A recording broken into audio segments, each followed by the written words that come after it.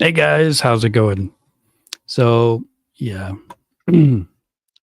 trying to get things situated, and yeah, I really need to get a better space. There we go. Hey Victoria, hey Olga, how are you guys today?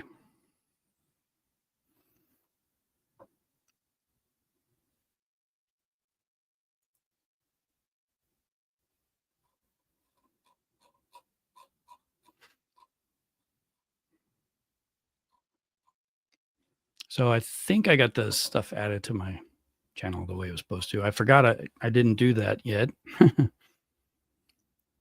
and I think it's important to do the SEO stuff.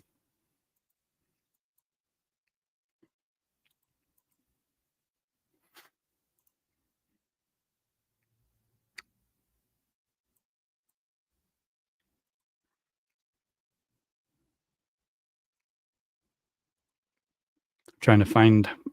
Well, I'm actually closing a bunch of stuff. I was working on a whole bunch of things today.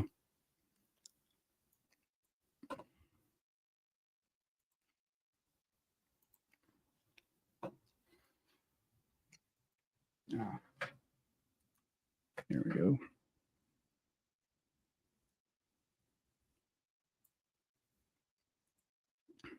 Okay.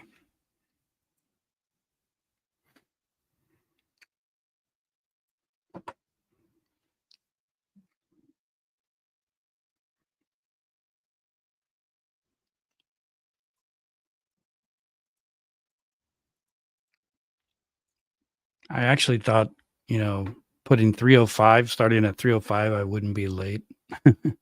But I swear it's just hard to pick a time and stick to it and be ready in time. It's like right before I go live, everything just kind of like gets kind of in the way and I can't finish anything like I'm supposed to.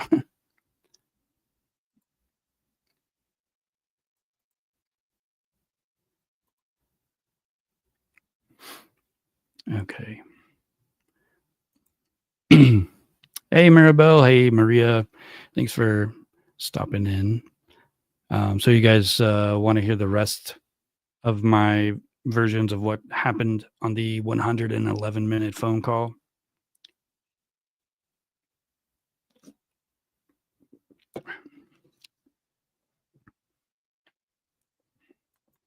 Well, the last one's actually a lot longer than I thought it was, but I think it's going to be the most interesting. Um,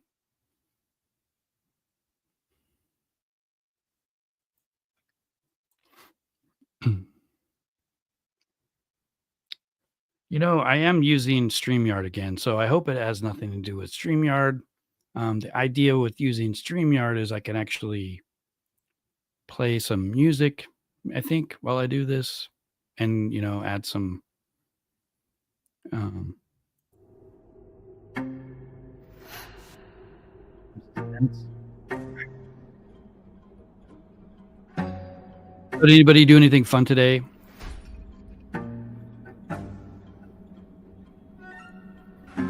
For Well, if you live in the U.S., it's Memorial Day. It's a holiday. People usually barbecue and stuff.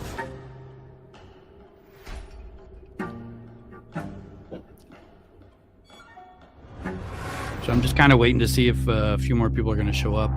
Today I don't have a big introduction like I did, like I had ready yesterday, because I actually intended to do all 5 of these yesterday, but it just took longer than I thought.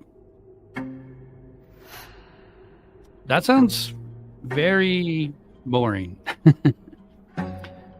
Yeah, that's the bad thing about ceiling fans is all the dust that collects on those things. I have real bad allergies, and I have to try to keep those clean. Or if the dust stays on top and it doesn't come off, then I'm okay, I think, most of the time. Let's get some itchy eyes. You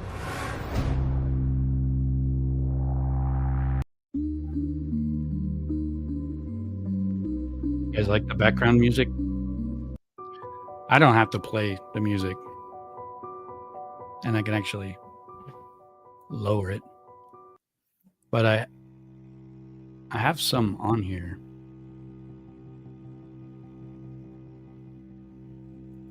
And I can actually add a bunch more. Let me see.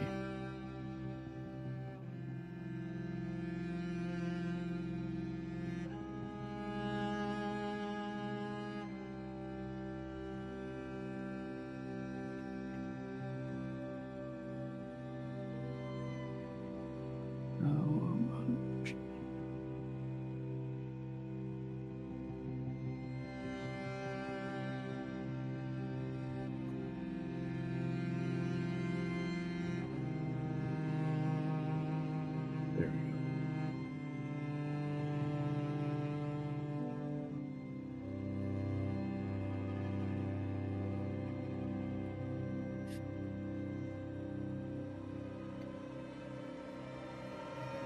All right. I think I'm just going to go ahead and get started because one of these is actually pretty long. And I'm going to turn off the music, I think. Let me see. Maybe this one. No, I don't know. I have all these functions that I'm supposed to be able to use, but I don't know. It's hard to get things set up for sound.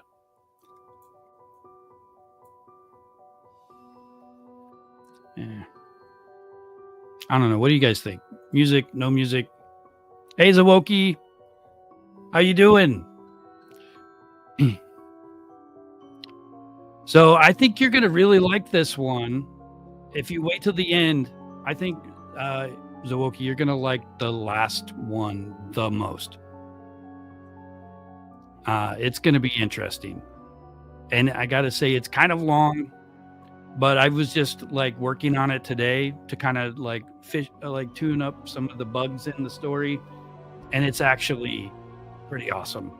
Like I gave my own self chills reading it to myself.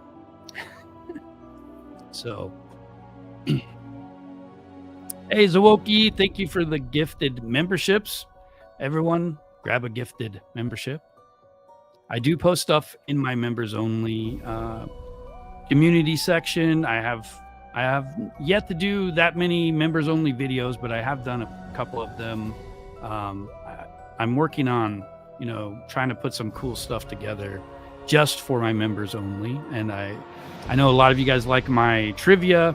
I'm actually going to be putting more trivia in my members only section as well.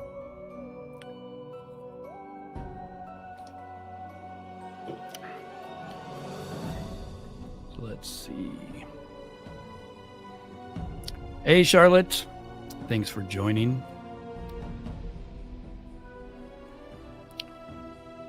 So I don't know. This music's not too bad, right? I can turn it down a little bit. Kind of add a little bit of suspense to the story. So yesterday we went through a couple different scenarios on what happened during that 111-minute phone call. Why was it such a long phone call? Why did nobody seem to remember what they talked about? The one thing we know about it is one of the last communications Chris had with anyone before he murdered his family. And it's just really open to all kinds of speculation. And everybody wants to know what the heck they were talking about. So I've kind of just been like, I don't know what to call it. I've been writing this stuff out more as a story than like the true crime stuff. It started out just because I was kind of getting bored, with just repeating the same facts, writing everything basically the same way. When I write it more like a story or a chapter in a book, it's a little bit more exciting when you're writing it. It's a little more interesting. You can, it's a little more fun to put it together.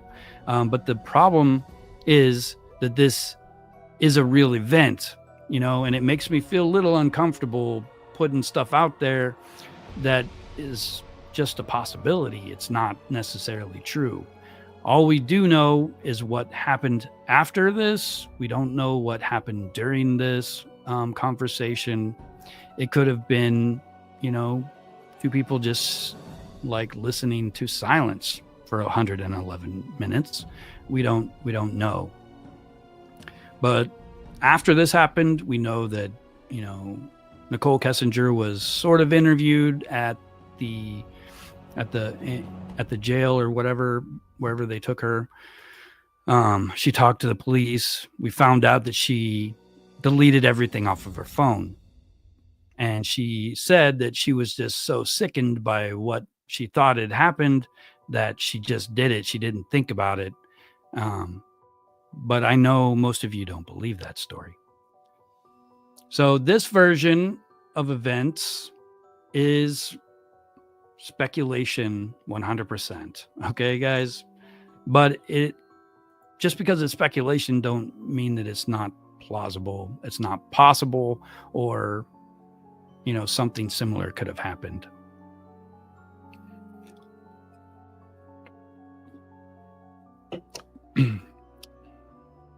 Okay.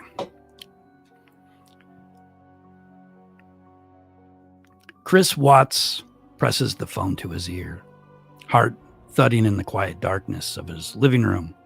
The house on Saratoga Trail is silent, his two daughters fast asleep upstairs, unaware that in a few hours they will find themselves waking into a nightmare that they won't recover from.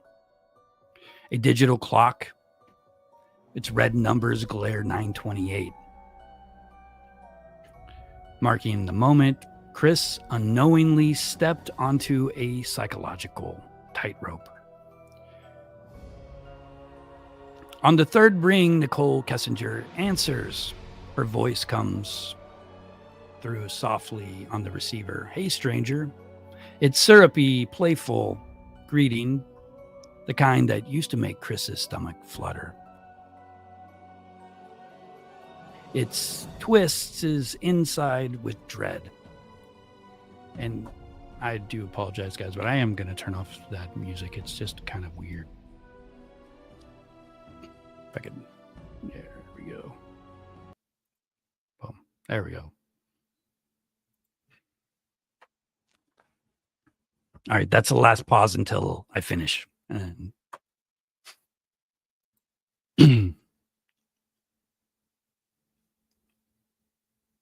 It's a syrupy, playful greeting, the kind that used to make Chris's stomach flutter with guilty pleasure. Tonight, it twists his insides with dread. He forces a reply. "Hey, you." Two simple words spoken quietly. As he tries to steady himself for whatever comes next, Nichol had been giving him a hard time about ending things with Shanann. Would she allow him to actually leave their marriage peacefully? Nichol's tone is warm, almost seductive at first. She teases him about his voice sounding tired. "Long day," she lilts. Chris musters a hum of agreement. In truth, his mind is miles away. As she speaks, his eyes roam the dim living room, the toddler toys strewn on the carpet, family photos on the wall, smiling faces of his wife, Shanann, and their girls beaming down at him. Their gaze feels accusatory. He turns away, focusing instead on Nichol's voice, each word pulling him further away from his family. Is this new life going to be so much better? She's rambling sweetly now about mundane things, how she tried a new wine tonight, how it made her think of the last time they shared a bottle together. "I wish you were here with me," Nichol purrs. "I can't stop thinking about Friday night, about you." Her voice drops half an octave, thick with suggestion. Chris swallows hard. A bead of sweat traces down his back despite the air conditioning's low hum. He tries to respond in kind, to play the lover as usual. Me too, he lies softly. In his mind, a fragment of that night flickers, a vision of Nicole's skin against his, her laughter, the exhilarating guilt. He does miss it in a way, or rather, he craves the freedom it promised. As she murmurs intimate recollections, Chris finds himself closing his eyes, the better to sink into the fantasy she's painting.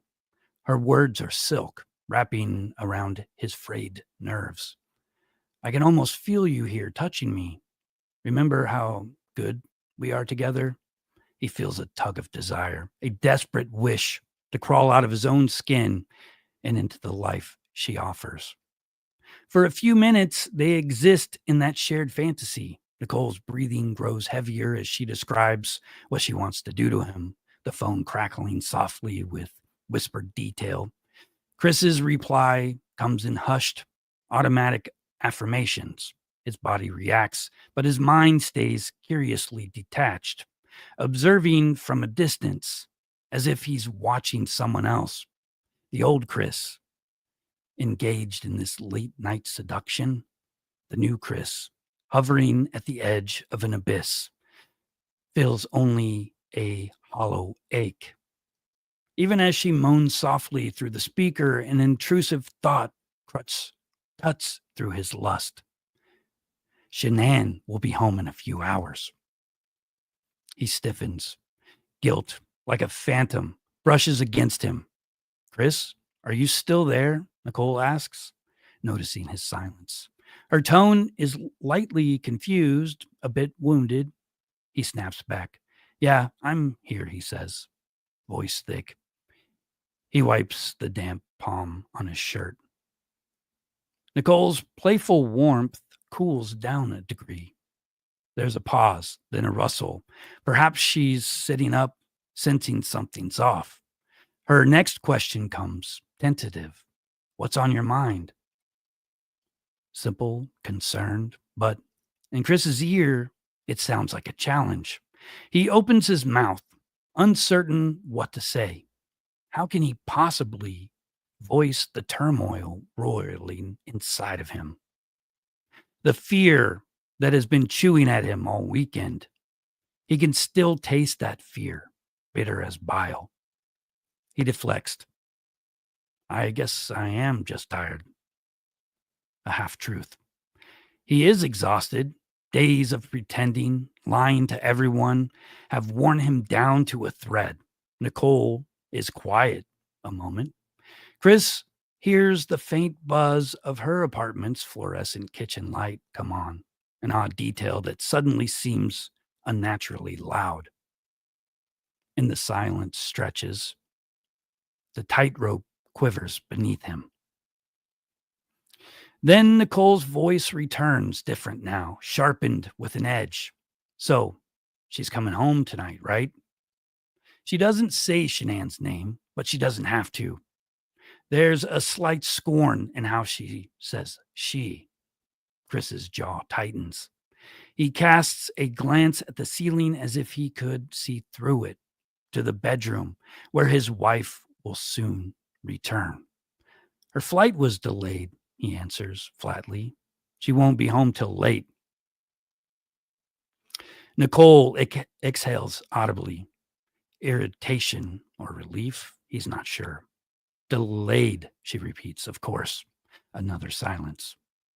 When she speaks again, Nicole's tone has shifted fully from seduction to thinly veiled scorn. We need to talk about this, Chris. We can't keep doing this. Chris's fingers tightened around the phone. He knew this was coming, yet her words still land like blows. I know, he whispers. His eyes fall on a framed photograph at the end of the table, Shanann smiling wide, cradling their daughters, Bella and Celeste, on her lap. He's standing behind them in the photo, arms draped around his girls, the picture of a happy father. That image now feels like a reproach, a mocking lie. He turns the frame face down with a trembling hand. Nicole's voice presses on, gathering momentum. The dam of her restraint cracks, releasing weeks of frustration. You know, she repeats, a touch of mocking in her voice now. Chris, I've heard I know 100 times, but nothing changes. You go right back to playing the perfect husband the second she's around. He can hear her breathing quicken, words tumbling faster, anger and hurt lacing each syllable. I'm tired of sneaking around like your dirty little secret. I'm tired of being patient. Her voice hardens, quavers. You keep saying you'll fix this, that you'll leave her. When? When, Chris? Chris's throat is dry. He opens his mouth, but nothing comes out. He pictures Nicole on the other end of the call, pacing her small apartment living room, one hand clutching the phone, the other perhaps in her dark hair, tugging in agitation.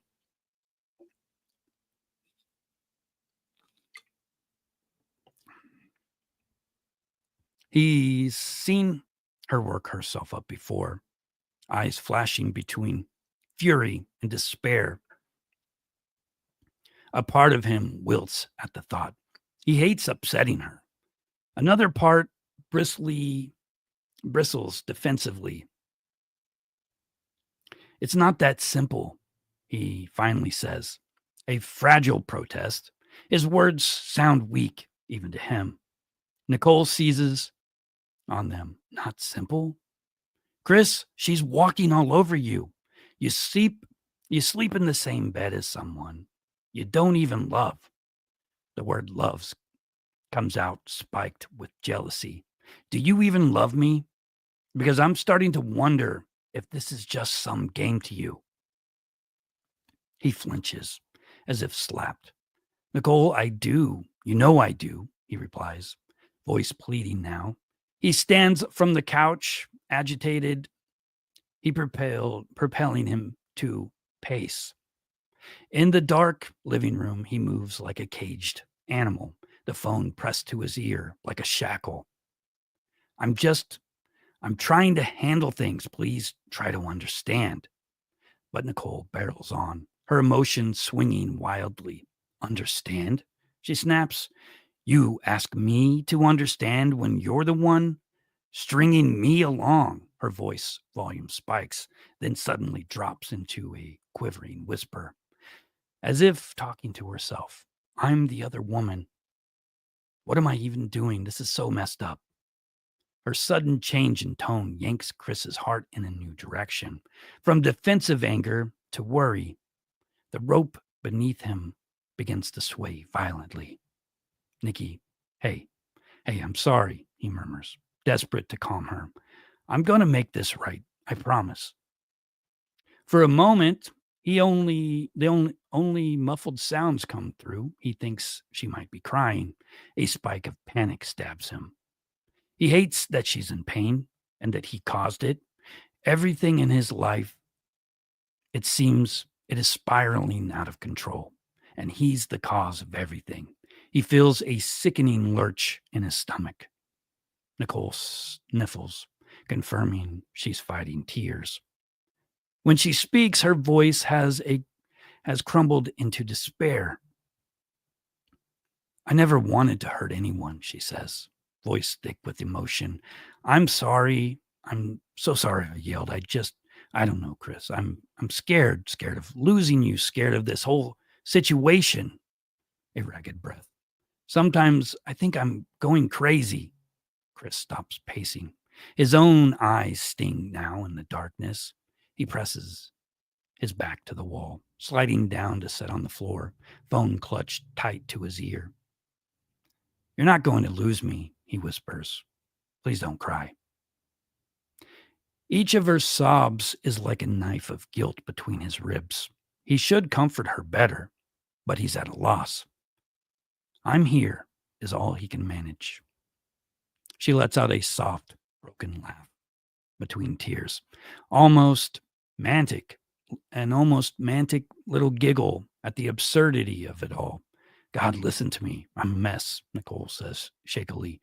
One minute I'm screaming at you, the next minute I'm bawling. I must totally sound bipolar. She gives a strangled half chuckled, maybe I am. Maybe this is what you do to me, Chris. You make me crazy.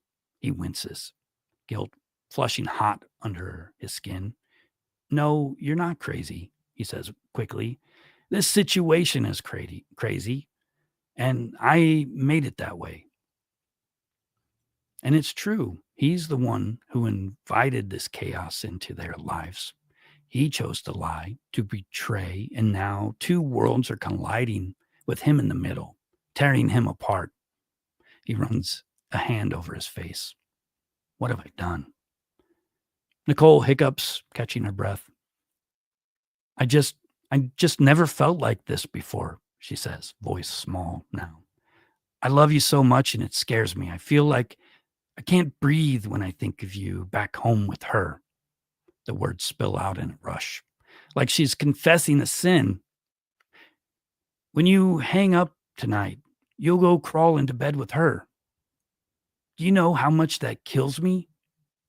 Her tone isn't angry now. It's anguished. Chris presses the heel of his free hand into his eye. A futile attempt to push back tears of his own. He imagined Shanann's empty side of the bed upstairs waiting for her to return. The thought of lying next to his wife after this call, after everything, it feels like an impossible chasm he can't cross. And Nichol's pain on the line is just as real and cutting. He's trapped between them, between the life he has and the life he wants, and the pressure to choose is crushing him. I won't be in that bed for long, he says quietly, not even fully aware of what he means by it, but the words pour out. I mean what I said, I'll fix this. Tomorrow, I'm going to end it. He hears himself speaking and realizes with a jolt that he means it in a way that she can't fathom. End it. The phrase reverberates in his head like an incantation. End the marriage, yes. That's what Nichol thinks he's saying, but a colder voice inside of him whispers something else. End it all. End the lies. End the conflict. End the entire entangled web of this life. End them. For a second, Chris feels dizzy at the clarity of the dark thought.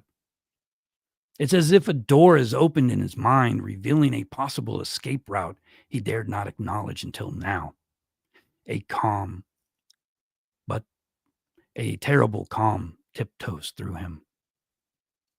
His tears dry up, replaced by an icy resolve that scares and soothes him all at once. Nichol hasn't picked up on the undercurrent in his voice. She sniffles again, then asks, You promise you'll talk to her for real? No backing down this time? There's a fragility in her question. She's been let down before, and she's clinging to hope. Chris's hand unconsciously balls into a fist. He pictures Shanann's face when he tells her. Will she cry? Scream? He's tried to imagine that confrontation 1,000 times, and in every scenario he falters. He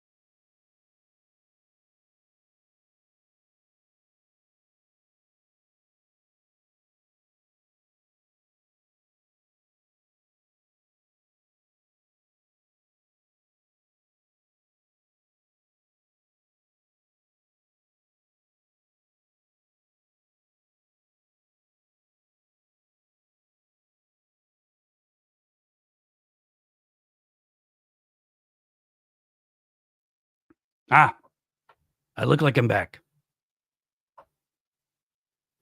Can you guys hear me now? See me? Wow, I typed that message, like about 2 or 3 minutes ago, and it just popped up. I don't know what just happened, but I've been having some really terrible times with this StreamYard that I pay like $89 a month for. It's ridiculous that I pay for it and it keeps failing. I think the last 3 or 4 lives I've done, something has went wrong with it.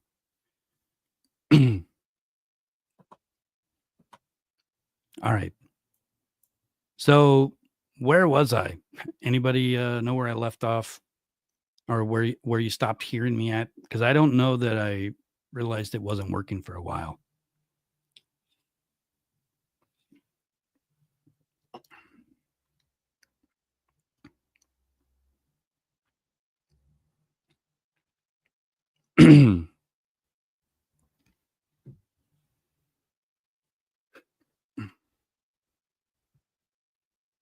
All right, guys, I guess I'll just, well,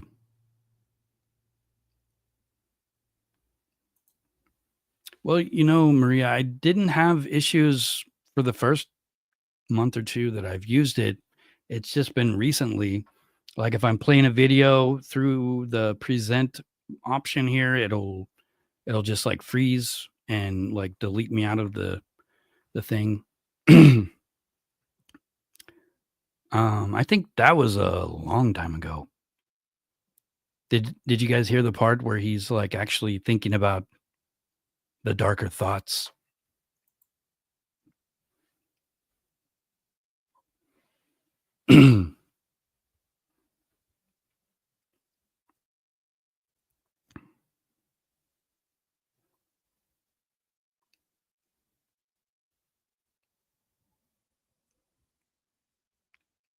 I guess so.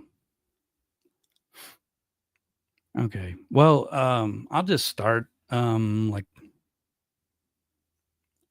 won't be in that bed for long, he says quietly. Sounds like a good spot to start. This is where it starts getting darker.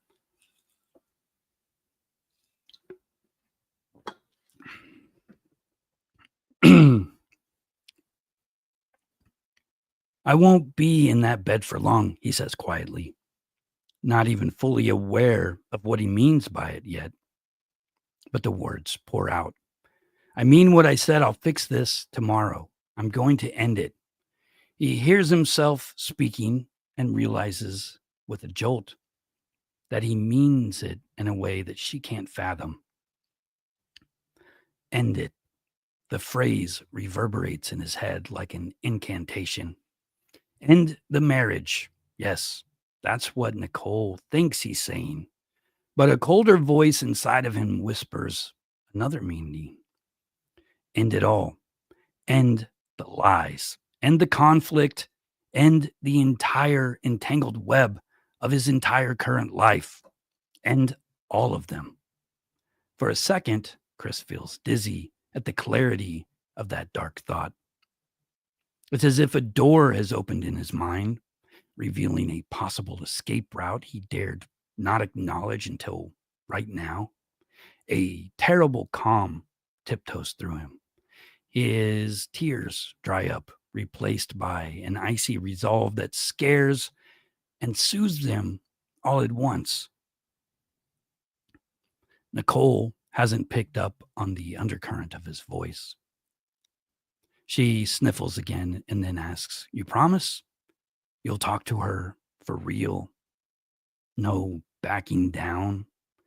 There's a fragility in her question. She's been let down before, and she's still clinging to hope. Chris's hand unconsciously balls into a fist. He pictures Shanann's face when he tells her. Will she cry? Scream?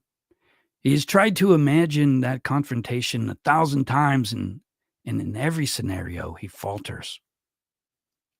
He just can't bear it, hurting her, seeing the betrayal and the hate in her eyes and the devastation on the little girls' faces when they find out daddy is leaving. He imagines 4-year-old Bella asking, "Why, Daddy?" and the 3-year-old Cece crying for Mommy. The thought twists his heart so violently he nearly doubles over. "Chris," Nichol prompts when he doesn't respond right away. "Are you still there?" He inhales a shaky breath. "Yes, I'm here," he says. And then more firmly, "I promise, no backing down this time." It's as much for himself as it was for Nichol. And in that moment, Chris commits to the course of action, one that feels simultaneously like freedom and doom, a final decision teetering on the edge of an abyss. Nichol releases a breath, a cautious relief in it. "Okay," she whispers. "Okay, if if you do that, then we can be together, right?" Her voice is so vulnerable, like a little girl seeking reassurance. "That's all I want. You and me, just no more hiding." "That's all I want too," Chris replies. Strangely, it's not a lie. He does want that outcome. A simple life with Nichol, the passionate new love unencumbered by the old. He can almost see it. Him and Nichol hiking in some remote canyon under the endless blue sky. No one expecting them home, no ring on his finger, no guilt gnawing at his soul. The vision is peaceful, seductive, but a dark cloud is looming in the form of a question: how to get there?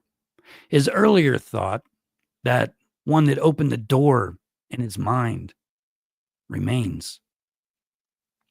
They lapse into a gentler silence for a moment, both absorbing the turn in conversation. Nichol blows her nose off the phone, then returns with an almost bashful tone. "Sorry I got so heated. I didn't mean to. I'm just terrified, you know." "I know," Chris says. "I'm sorry too. You don't deserve this." She sighs. "Neither do you. You're such a good man, Chris." Those words make him flinch with shame. "You are," she insists softly. "You've just been happy for so long." "I could hear it in your voice the first time we met. I remember looking into your eyes and feeling like you were carrying the weight of the world." He remembered that day too, meeting her at work, how her smile lit up something in him that had been dark for years. Nichol continues. "I wish I'd met you sooner. Maybe your life would be different." There's a dreamy quality to her voice now, a wistful upswing. "We could have had a life together already. Imagine that. You wouldn't be trapped, and I wouldn't feel like a terrible person." Chris closed his eyes. Trapped. Yes, that's exactly how he feels. Trapped in a cage of his own making. But her saying, I wouldn't feel like a terrible person sticks with him. Nichol isn't terrible.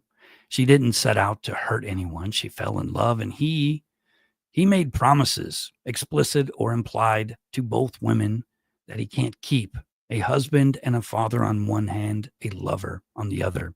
No matter what he does, someone will suffer unless. "You're not terrible," he says out loud. "We just got caught up in something bigger than us." "Do you think it's bigger than us?" she asked quietly, "like fate or something?" The question hangs. Fate, destiny. Chris used to believe his life with Shanann was fate. Meeting her, building a family. Now that fate feels like a cruel joke. But Nichol's presence, her sudden appearance in his life, could that be fate too? Two fates clashing within him? The spiritual part of Chris, long neglected, stirs uneasily. He doesn't know what to believe anymore. Is he a good man led astray by love, as Nichol seems to think, or is something rotten at the core, capable of the unthinkable? He's been raised to know right from wrong, yet here he is. He doesn't answer her question directly, but she doesn't press. Instead, Nicole's voice brightens unexpectedly, a jarring shift to manic cheerfulness, likely an attempt to pull them out of that dark pit they've been in.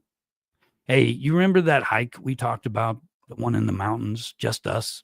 She laughed lightly, a pleasant sound that seems bizarre after all the tears. We should do it soon. Think about it.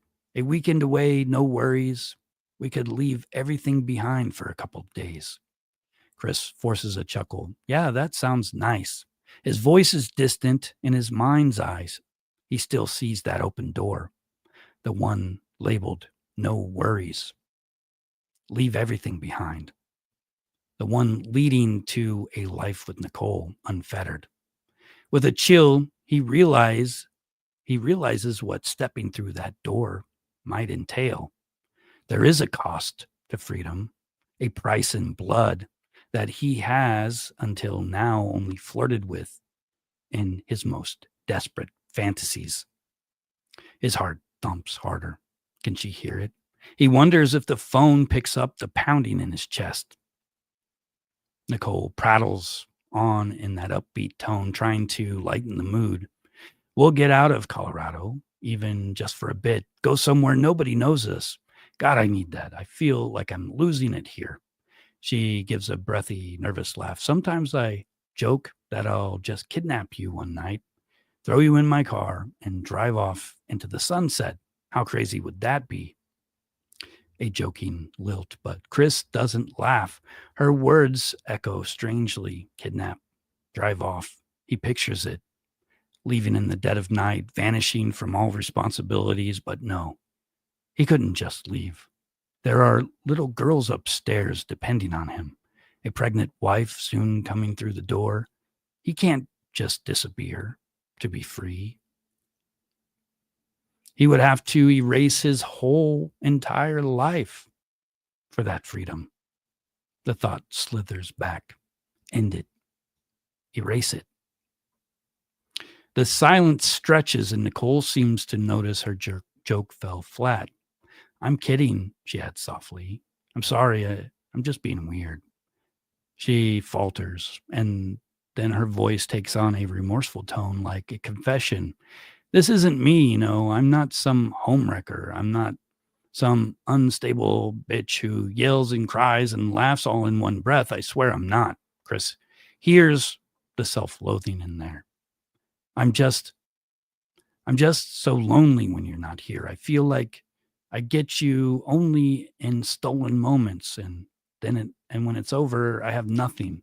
I hate myself for being in this position. His heart clenches.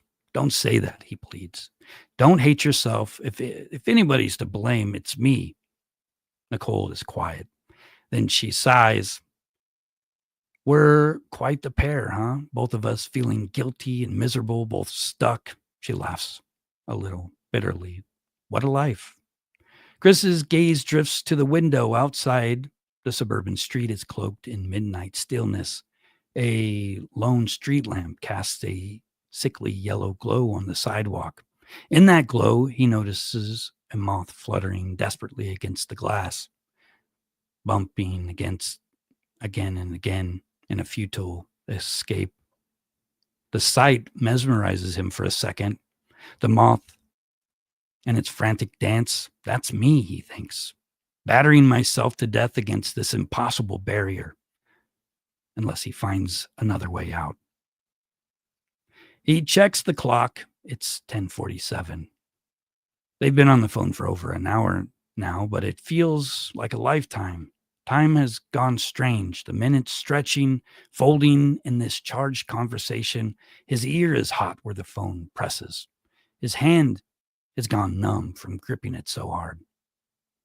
It won't be like this much longer, he hears himself say. His voice has a new steadiness that even surprises him. After tomorrow, everything will change. A tiny pause. Tomorrow, Nichol echoes, as if testing the word. You mean it? Really? You're really going to talk to her? Chris's eyes flick up toward the dark ceiling. He imagines the hours ahead, Shanann's arrival in just a couple more hours, the likely confrontation before dawn. In his pocket, he feels the outline of his wallet. And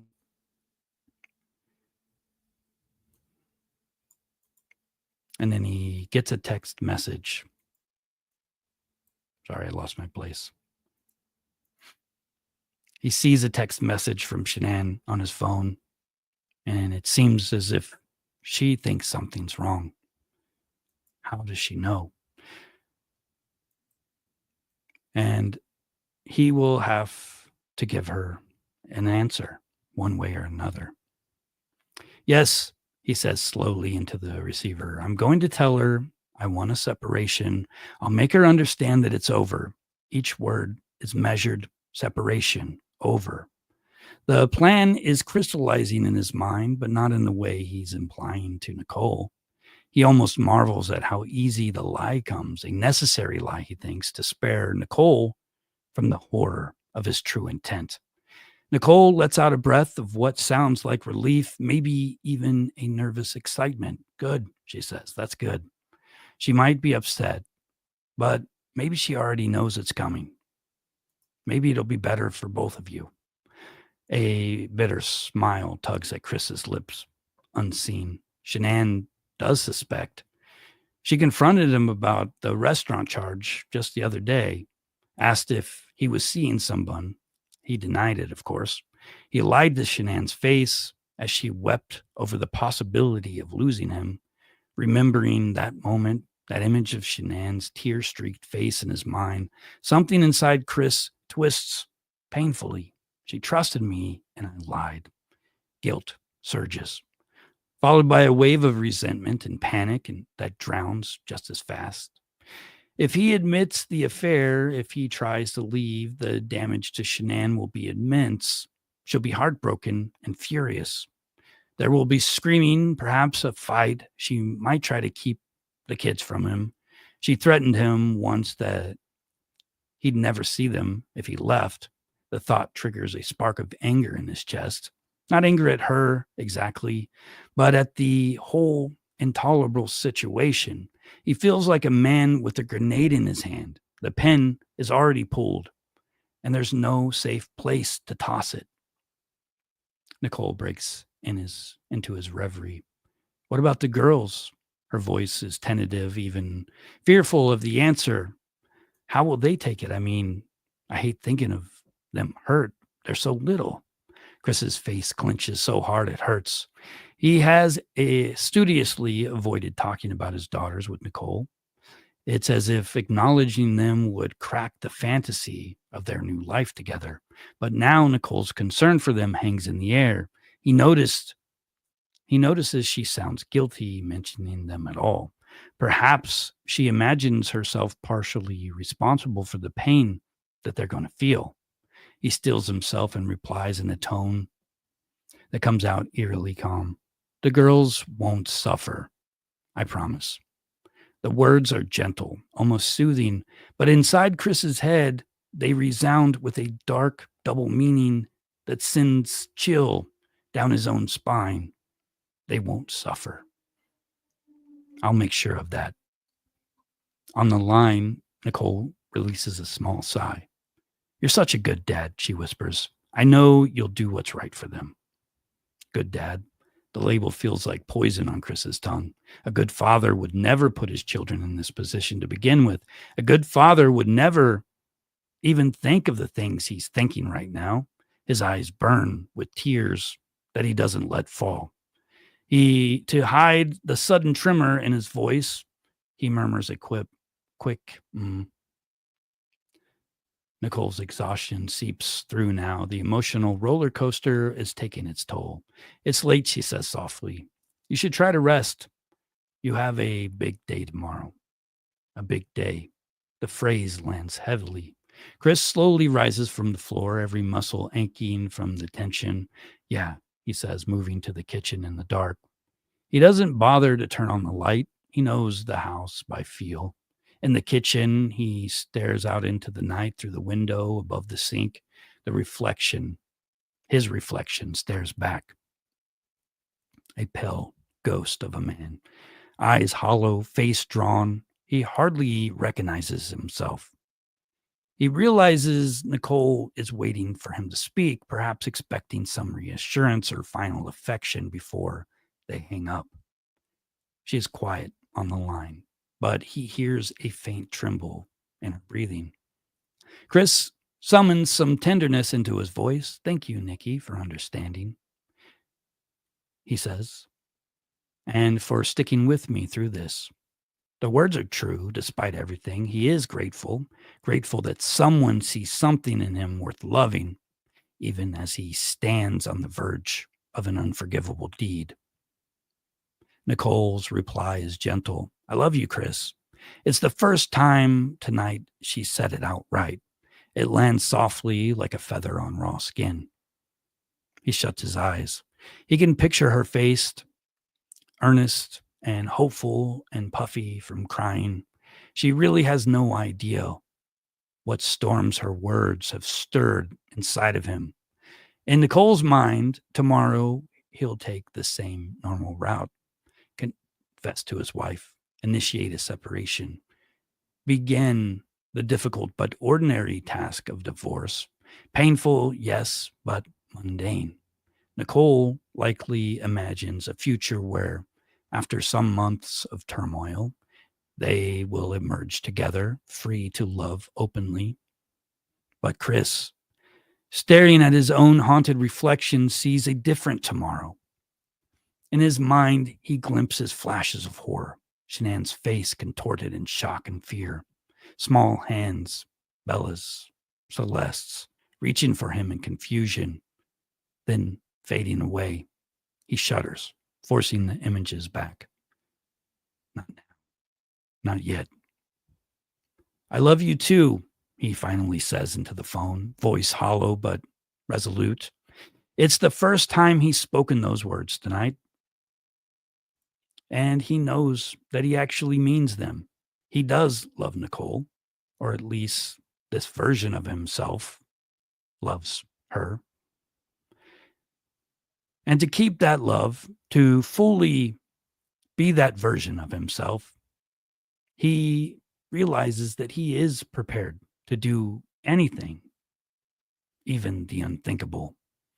Nichol lets out a soft, contented sound at hearing his confession.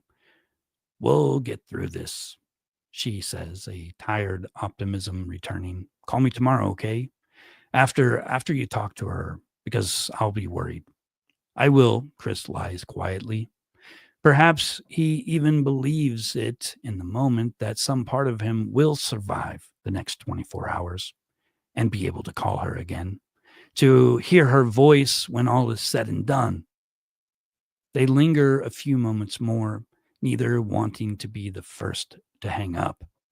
The most difficult words have already been spoken, yet an uneasy hush remains. Finally, Nichol breaks it with a nervous laugh. "Guess we should just say goodnight, huh? Big day," she repeats with a touch of forced cheer. "Get some sleep, Chris. You need it." Sleep. It seems impossible, but he nods anyway. "Good night, Nikki," he whispers. "Try not to worry too much. Everything's going to be okay." The statement tastes like ash on his tongue, even as he says it with almost convincing warmth. They hang up. He looks at the clock. It's 11:19. Chris slowly lowers his phone from his ear. The disconnect briefly before the silence floods in. And now, nothing but the buzz of the refrigerator and the distant ticking of that clock on the wall. The tightrope that he walked for the last 2 hours has led him here, to this precipice of quiet. He stands in the kitchen, bathed in the faint yellow light from outside, feeling more alone than he's ever felt in his life. His emotions feel scrapped, raw. The anger, the lust, the guilt, the love, the fear, they've all burned out. leaving a cold, numb certainty in their wake. Chris sets the phone down with a trembling hand. In the reflection in that same dark window, he meets his own eyes. There is dread there, and sorrow, and something else. A hardened determination that wasn't there before. Something has died in him tonight, or perhaps something has been born. Either way, he is not the same man who dialed Nichole's number at 9:28 this evening.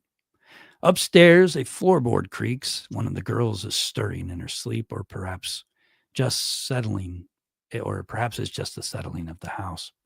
Chris jolts into motion. He pads upstairs quietly, each step deliberate as though moving through a dream. He pauses by Bella's room, opening the door a crack. The night light casts gentle shadows across her tiny form. She's curled up with her favorite blanket, lips slightly parted, innocent and peaceful. Chris's heart constricts.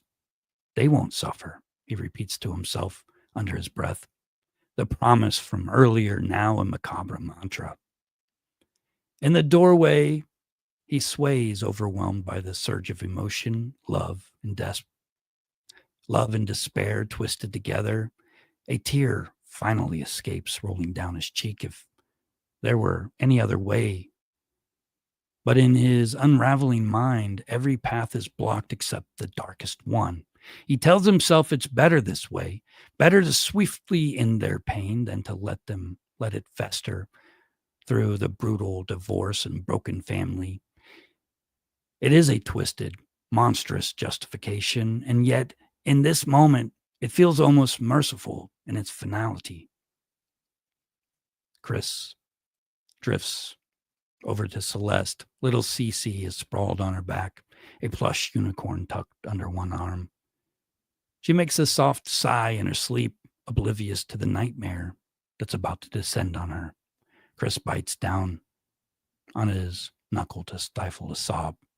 I'm sorry. I'm so sorry. The words scream inside of him, but make no sound.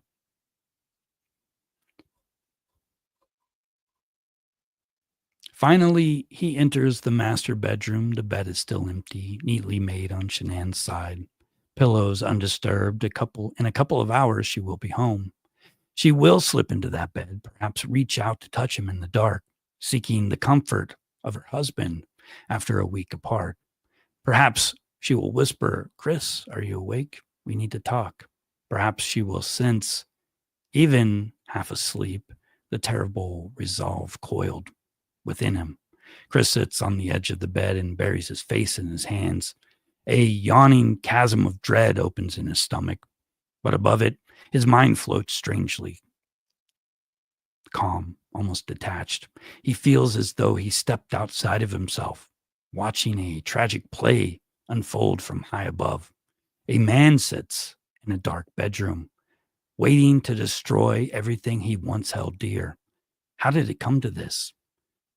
The spiritual part of him quivers with nausea. Dear God, help me, he thinks fleetingly. But no divine answer comes, only the rustle of wind against the house. If there are angels or demons in the room, they remain silent witnesses to his torment. As the minutes tick past midnight, Chris finds himself thinking of a story Shanann once told him, how a painful first marriage, she prayed for a sign that, and then he came into her life. She called him her rock, her miracle. Now he is about to become her destruction. The grotesque irony is not lost on him. A faint, bitter smile touches his lips in the dark. There is no turning back. He stepped onto it minute by minute during that phone call, and now it leads to the inevitability of dawn. He lifts his head and exhales slowly, a final shaky breath as Chris Watts, the family man. In the stillness, something in him hardens, locks into place. The last of his hesitation falls away, shattering like glass on the floor of his soul. He stands feeling almost weightless, eerily calm. In his mind, Nichole's voice echoes one more time. Everything is going to be okay. We'll get through this. And he believes her, but getting through this will mean crossing a point of no return. Chris moves to the window and peers out into the black sky. The stars are out tonight, indifferent and distant. He wonders if some cosmic force is watching him, bearing witness to this dreadful choice he's about to make. Is this fate? He asks to the silent stars, or am I just a monster? The stars don't answer, but the emptiness inside him does. Downstairs, the front door will open. Shanann will step inside, weary from travel, expecting warmth of a home. Instead, she will meet the yawning abyss that has consumed her husband. With a final glance at the clock, now it's close to 1 a.m., Chris turns away from the window. He knows what he must do, not what he should do as a good man, but what he will do as the man he is now. He descends the stairs in the darkness, each footfall deliberate and controlled. The tightrope is gone. He's already fallen. In his descent, there is a terrible freedom. Step by step, Chris walks forward into the shadowed hush of the living room. A husband, a father, a man unraveled. The night feels impossibly quiet, as if the world itself is holding its breath. In a few more hours, the sun will rise on August 13th, 2018, and this quiet suburban home will become a horrific crime scene. But right now, in those final moments of stillness, Chris Watts stands alone in the darkness, balanced on a razor's edge between the man he once was and the monster he has become.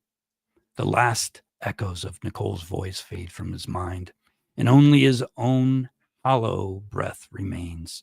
It is the sound of a man resigned to his fate. It is a sound of the end.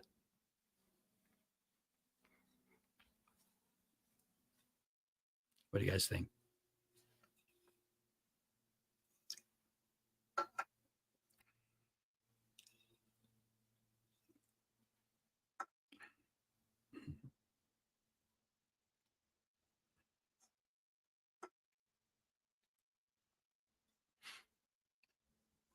So, was it kind of boring?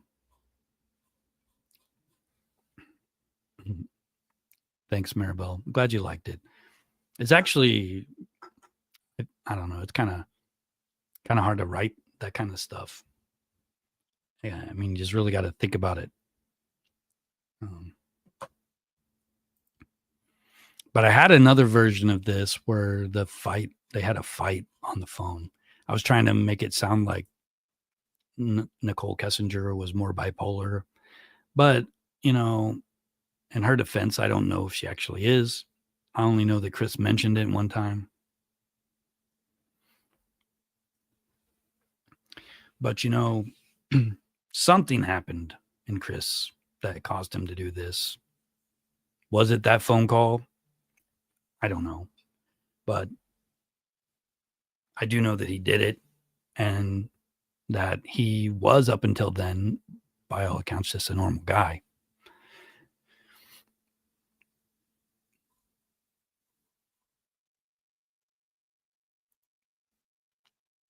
So I'm going to take a couple minutes break here, guys. So if you guys want to chat, now's your time to ask me questions. And then we're going to get into the unimaginable twist that nobody's ever thought of before. Or if they have, I haven't heard it. But today I added to it based off of some things that we had been talking about the last couple lives where we did, stuff on Chris Watts.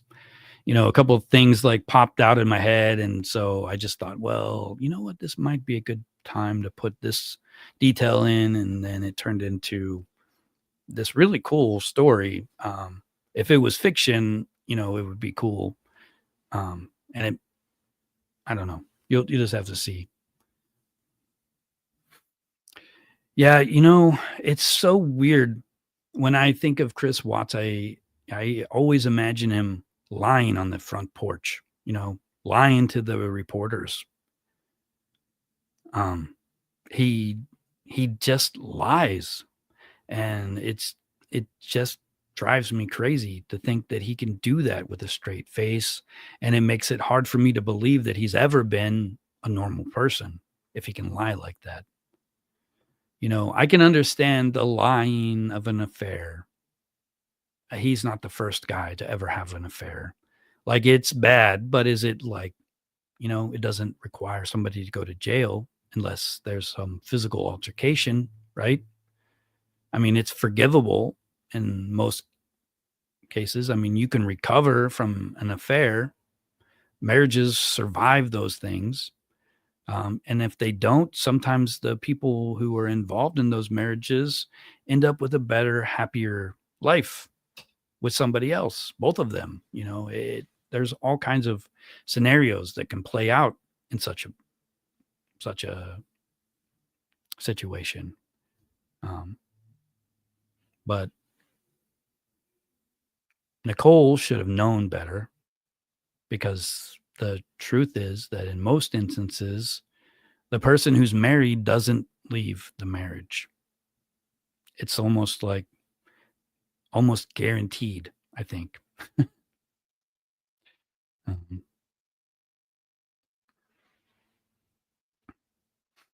So Maria says, he is a disgrace of a human. My heart hurts for Shanann, baby Nico, Bella, and Cece.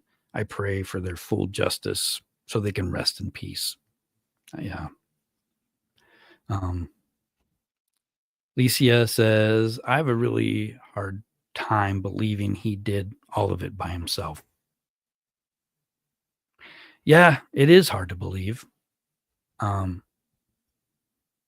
It just seems like when you get angry, like, I mean, all I can relate to it with is, whenever I get angry, and then I know, like, the pattern, like, my anger goes up to wherever it goes, and then eventually it goes back down to normal, and it's usually fairly fast, I think. Um, once I cross the line with something, I always kinda catch myself and like, "Oh, I shouldn't have said that," or "I shouldn't have done that," or whatever.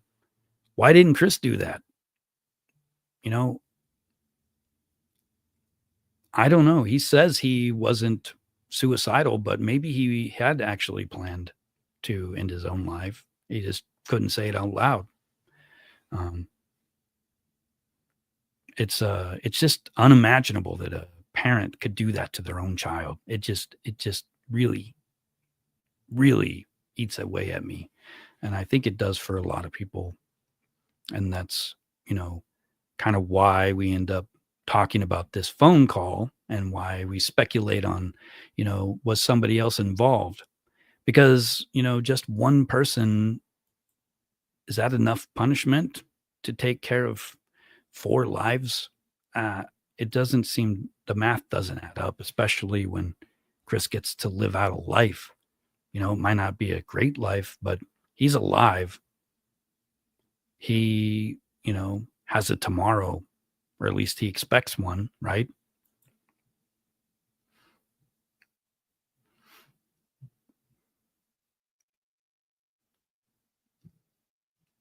So, Maria says, I agree, Maribel. The darkness was always there. Think about the color of the house. Chris chose them. I hadn't thought about that.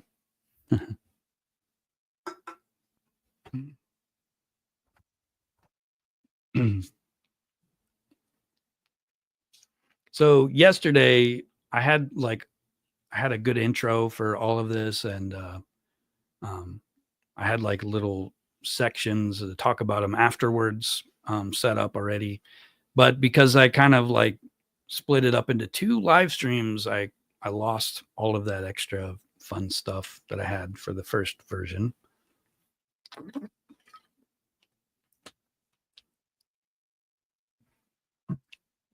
Hey, Gerald, how are you today?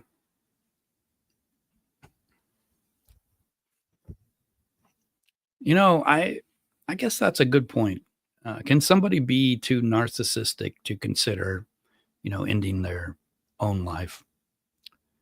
That's an interesting thought. I don't know that. I mean, can you be so full of yourself that you wouldn't consider it? Or could you be so full of yourself that you just won't do it? I don't know. But I can see your point. I don't think a narcissist could be totally suicidal. All right, guys. So I'm gonna just remove myself from the live, but I'll be back in like 3 or 4 minutes. I'm just gonna run downstairs for a sec and grab another drink, and then I'll be back. And then I'll start the my. I think this next one is my best work ever, at least as far as the way the storytelling goes.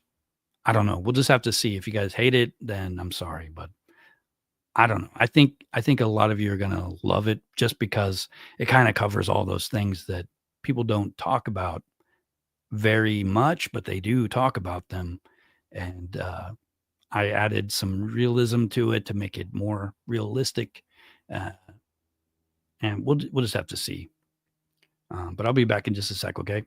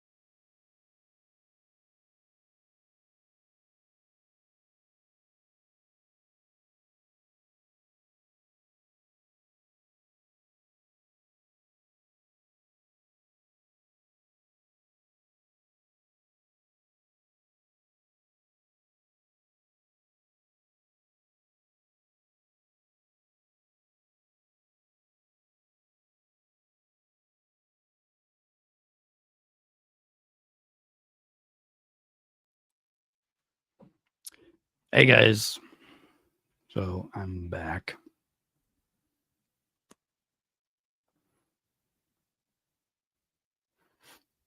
Hey guys, don't forget to click the emoji button there and give me a bunch of likes um, throughout this. And if you're not a member, please become a member today. I do plan to have more and more things just for members.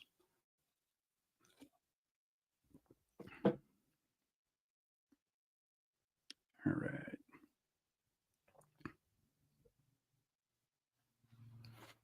So you guys are ready to get started on this one? This I call the unimagined twist.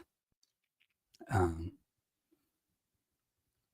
because I think there's at least part of this is going to be unexpected. I don't think people have talked about what I'm about to talk about. Um, and I don't have anything to kind of suggest that it could be actually real in any way. It's just a bunch of rumors kind of tied to the events that we know actually happened with the rumors. And then I kind of add in a little bit of realism to make them fit together. It's kind of the best way I can describe it.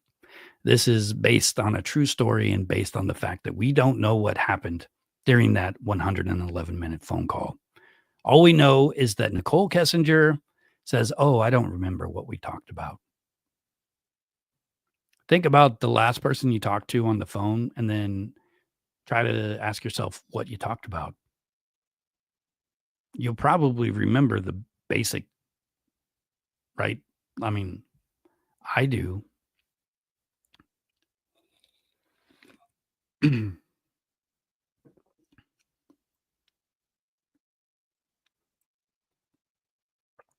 So I know all of these stories kind of start the same, but that's just because, you know, these are like alternate endings. I guess you could kind of think of them that way. They start out with the phone call, and then what happens next is kind of, up in the air. So um, I know they do sound the same. I've been trying to like rewrite them so I don't have to repeat things, but I don't know. Yeah, you'll see. I'm gonna go ahead and get started right now.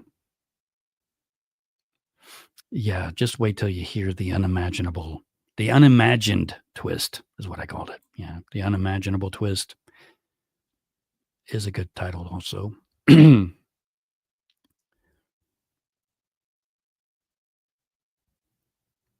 Chris pressed the phone to his ear with a trembling hand. It was 9:28 p.m. on Sunday, August 12th. The house on Saratoga Trail was silent except for the hum of his refrigerator. In the dim living room light, shadows pooled in the corners. Upstairs, Bella and Cece were asleep in their beds, innocent and oblivious. Chris's wife, Shanann, was still in Arizona, her flight home delayed until well after midnight. He swallowed hard, heart thudding as his call rang through. He wasn't sure why he felt so anxious after the emotionally draining day he'd had. He'd craved Nicole's soothing voice, yet something in his gut twisted with dread as she answered on the second ring. "Hey," Nicole's voice came through softly on the phone. There was a strange tremor underneath, an intensity that kind of caught him off guard. "Hey, you," Chris replied, attempting a warm tone. He stood in the semi darkness, one hand on his hip, staring at the blank television screen. How was your day?" he asked. A pause. He heard her breathe in, a shaky inhale. "We need to talk, Chris," she said quickly. The words tumbled out, pressed by urgency or fear. "Before she gets home, I need to tell you the truth, all of it." Chris's chest tightened. The truth? In the nearly 2 months he'd been seeing Nichol Kessinger, he thought he already knew the truth, that he was in love with her, that he had finally found happiness outside of the confines of his marriage. That truth That truth had driven him just this morning to tell Shanann that he wanted to separate. It had broken Shanann's heart. She sobbed over the phone and in texts all day, asking where things went wrong. Now, hearing the strain in Nicole's voice, Chris felt a cold trickle of fear. He lowered himself onto the couch. Oh, okay. What is it? Nicole let out a nervous, high pitched laugh that sent a prickle of unease through him. God, where do I even start? She muttered, seemingly to herself. Then louder, first, my name, Nichol Kessinger. It's not really my name, Chris frowned. Certain he misheard. What? What do you mean it's not your name? It's the name I gave you, but it's not the name I was born with. Her words came fast. An anxious ramble. I changed it a couple of years ago before I moved here. I never told you because I was afraid you'd Google me or something and find out about my past. I wanted a clean slate when I met you. He sat up straighter, the leather cushion creaking beneath him. Nicole, is this some kind of joke? His voice was thin, edged with confusion. He forced a chuckle, hoping to dispel the rising panic. Come on, what are you talking about? I'm serious, she drew a shuddering breath. My real name, the one on my original birth certificate, the one you've never heard of before. And I don't want you to know it, not yet. That girl is gone. I buried her with everything I used to be. Chris felt a chill that had nothing to do with the night air seeping in from an open window. He glanced toward the kitchen where a small digital clock glowed on the stove, 9:34. Only a few minutes into this call, and the atmosphere had already turned surreal. He tried to steady himself, forcing an even tone. Why would you change your name? What are you saying? On the other end, Nicole let out a broken sigh. When she spoke again, her voice quavered between remorse and relief, as if confessing a terrible sin.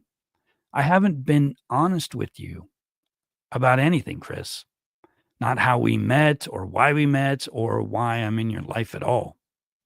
His heart gave a lurch. A hot flash of adrenaline surged through him, tightening his scalp. What do you mean? Why? We met at work. You started working at Anadarko. We talked in the office, he was babbling.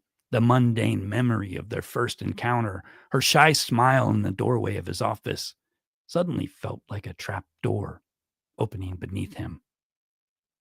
Nicole's laugh crackled through the phone again, this time tinged with bitterness. You think that was coincidence? She asked. Me ending up at Anadarko, wandering into your lab like some little lost lamb? God, I practically threw myself in your path. Chris's mouth went dry. He stood abruptly, unable to keep still. He paced to the kitchen in 3 long strides, then went back to the couch. His voice dropped to a harsh whisper, mindful of the sleeping girls upstairs. Nicole, what the hell are you saying? You set that up? Why? The words spilled out in a torrent, as if she'd been holding them back for months. Because I knew you, Chris. I knew exactly who you were before I ever stepped foot into that building. I targeted you. She nearly choked on the last phrase. He had heard a strangled sob. I'm so sorry. I know it's crazy. I know it's wrong, but I need you to hear me. He sank back down onto the arm of the couch, legs feeling unsteady. The room seemed to tilt. I targeted you. The phrase echoed in his mind like a predator's whisper. How could you have possibly known me before Anadarko? We've only been officially together since June, she interrupted. But I've been watching you for a long time, longer than you can imagine. Her voice dropped to a hush, as if divulging a sacred secret. Almost a year, Chris. For almost a year, I've been in your orbit, learning about you and your family, looking for a way to get close. His vision blurred at the edges. He pressed a hand to his forehead, trying to make sense of this impossible confession. A year? His mind raced back to a year earlier, summer of 2017. Bella and Celeste were just tiny toddlers. Shanann was posting smiling family photos on Facebook back then, promoting her Thrive business with him as a supportive husband. They'd seemed happy, or at least he thought so at the time. Had Nichol been watching even then? No, he murmured, shaking his head as if to clear it. No, that's not possible. We didn't even meet until I made sure we would, she cut in, insistent. Chris, I sought you out. I knew who you were, and I wanted you. And I did whatever I had to make you notice me, she sniffled, her breathing hitched. But there was a fever beneath her tears. Please, just let me explain. Chris realized that he'd been gripping the phone so tightly his knuckles were bloodless. He forced himself to take a breath. Explain, he said, the single word laced with equal parts anger and anguish. He got up again and began to pace without realizing it, crossing the living room to peer out through the gap in the curtains. Outside, the suburban street was dark and still. A lone street lamp cast a puddle of pale light on the asphalt. Everything looked so normal out there, but inside him, nothing felt normal anymore. Do you remember, Nichol began haltingly, when I told you about that ex-boyfriend, the one that got me into all that new age stuff, the crystals and meditation, the energy work? He did remember. Early in their affair, lying entwined in her bed, she had mentioned a past relationship that had introduced her to the spiritual exploration. At the time, he found it intriguing, the way she spoke about energy, the universe, fate. It was intoxicating to a man who'd lived a simple, routine life. She seemed so free-spirited and wise. Now that memory curdled. Chris's stomach clenched. Yes, he said wearily. That wasn't just a phrase, Nichol continued. Her tone wavered between apology and justification. It became my life for a while. I fell in with a group of people, a kind of secretive circle, fringe spiritual stuff. We mixed New Age ideas with old esoteric practices, things most people would find crazy. Honestly, it was crazy, but I was lonely and searching for meaning, and they gave that to me.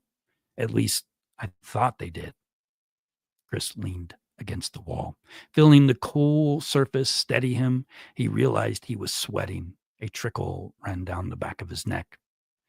What does this have to do with me? He asked, though a part of him already knew he was dreading the answer. Nichol inhaled sharply. When we spoke again, there was a distant chanting quality. Nichol inhaled sharply. When she spoke again, there was a distant chanting quality to her voice, as if reciting doctrine. We believed in destiny, in shaping our own realities. Do what thou wilt, be the whole of the law. That was practically our motto. If you wanted something, truly wield it, the universe would conspire to help you get it, no matter what. Chris didn't know what to say. He only half understood what she was describing. A cult, some kind of polymorphous commune. He didn't know. But he caught the hollow fervor in her voice, the kind of zeal that turns rational people into fanatics. He closed his eyes, pressing the phone hard to his ear. He could hear her pacing too, wherever she was, her breaths coming quick, words trembling out. We experimented with rituals, with sex magic, with mind games, pushing boundaries. The group had this idea that conventional morality, marriage, monogamy, the whole white picket fence life was a lie, a cage that kept us from true spiritual evolution. We thought by breaking those rules, by shattering people's preconceived notions, we could elevate ourselves. It sounds so dark when I say it now. Her voice crackled with guilt. God, it was dark, but I see that now. Back then, I thought I was enlightened. A cold, creeping horror wound its way up Chris's spine. This was the voice of a stranger, nothing like the cheerful, down to earth woman he'd picnicked with at the sand dunes and made love to under the stars. Or perhaps that was the illusion, and this was her in reality. He hardly recognized her, yet he hung on every word, transfixed and repulsed in equal measure. Nichol, he murmured, tasting the name that apparently wasn't even real. What did you do? He heard her exhale, long and slow, gathering courage. Last summer, she said, I was in a bad place. I left that group, but I wasn't free from it. My head was messed up. I felt this void in me. I fixated on the idea that I needed to find something, someone to give me purpose again, like a spiritual mission. I know it sounds insane. Chris remembered Shanann last summer, her bright smile as she filmed him on her phone, singing along with Bella, the girls dancing in the living room, the way they had been happy then. They had been happy then, hadn't they? Or at least they were normal. Now he imagined some disturbed, yearning woman out there watching that happiness with twisted intentions. His hands shook so badly that he had to switch the phone to the other ear. I was scrolling online one night and I came across this Facebook profile, a woman who lived not far from me. She posted everything about her life, her beautiful house, her two adorable kids, her thriving marriage. At first, I hated her for how perfect she seemed, but I couldn't stop watching. I spent hours poring over her photos, her videos, her status updates about her wonderful husband and kids.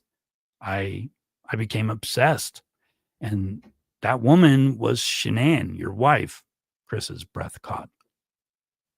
It felt as if the floor had opened up beneath him and pressed a fist to his mouth, stifling a gasp. Shanann's Facebook presence was extensive.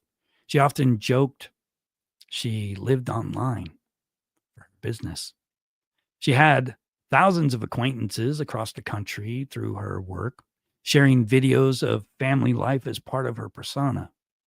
He'd always been a little shy about it, but he usually went along. Never in his worst nightmares did he imagine one of those distant watchers would be the woman he'd invite into his bed.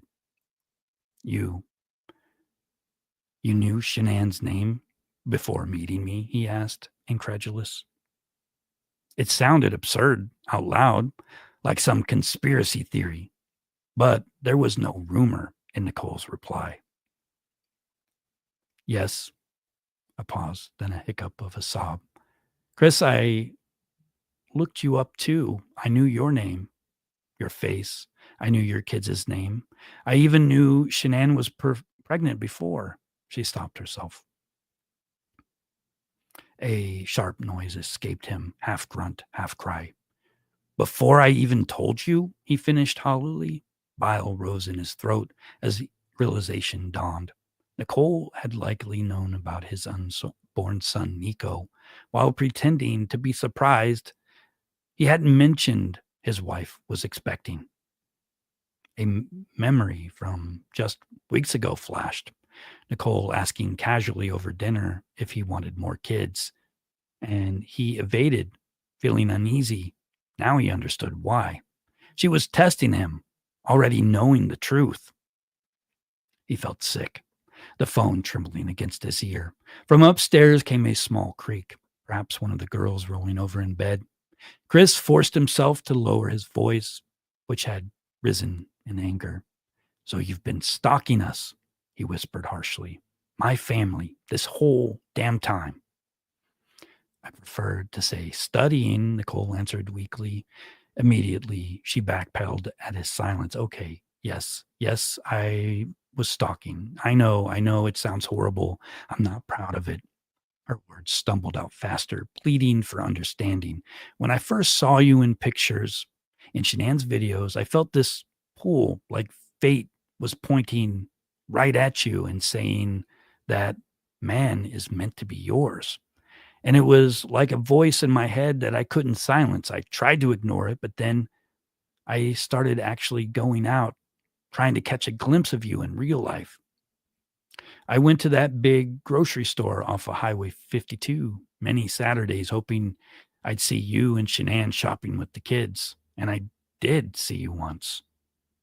Chris's mind reeled. He had a sudden recollection of an afternoon months ago. He had been at a Safeway with Celeste buying last-minute pack of pull-ups and some cereal. He vaguely recalled a young brunette woman in yoga pants who smiled at him in the produce section. He hadn't thought of any of it. Now his skin crawled. "Oh my God," he murmured, barely audible. "You were wearing a Rockies baseball cap, and little Cece was holding onto your cart, begging for candy," Nichol said softly, as if recalling a cherished memory. "I was right behind you by the bananas.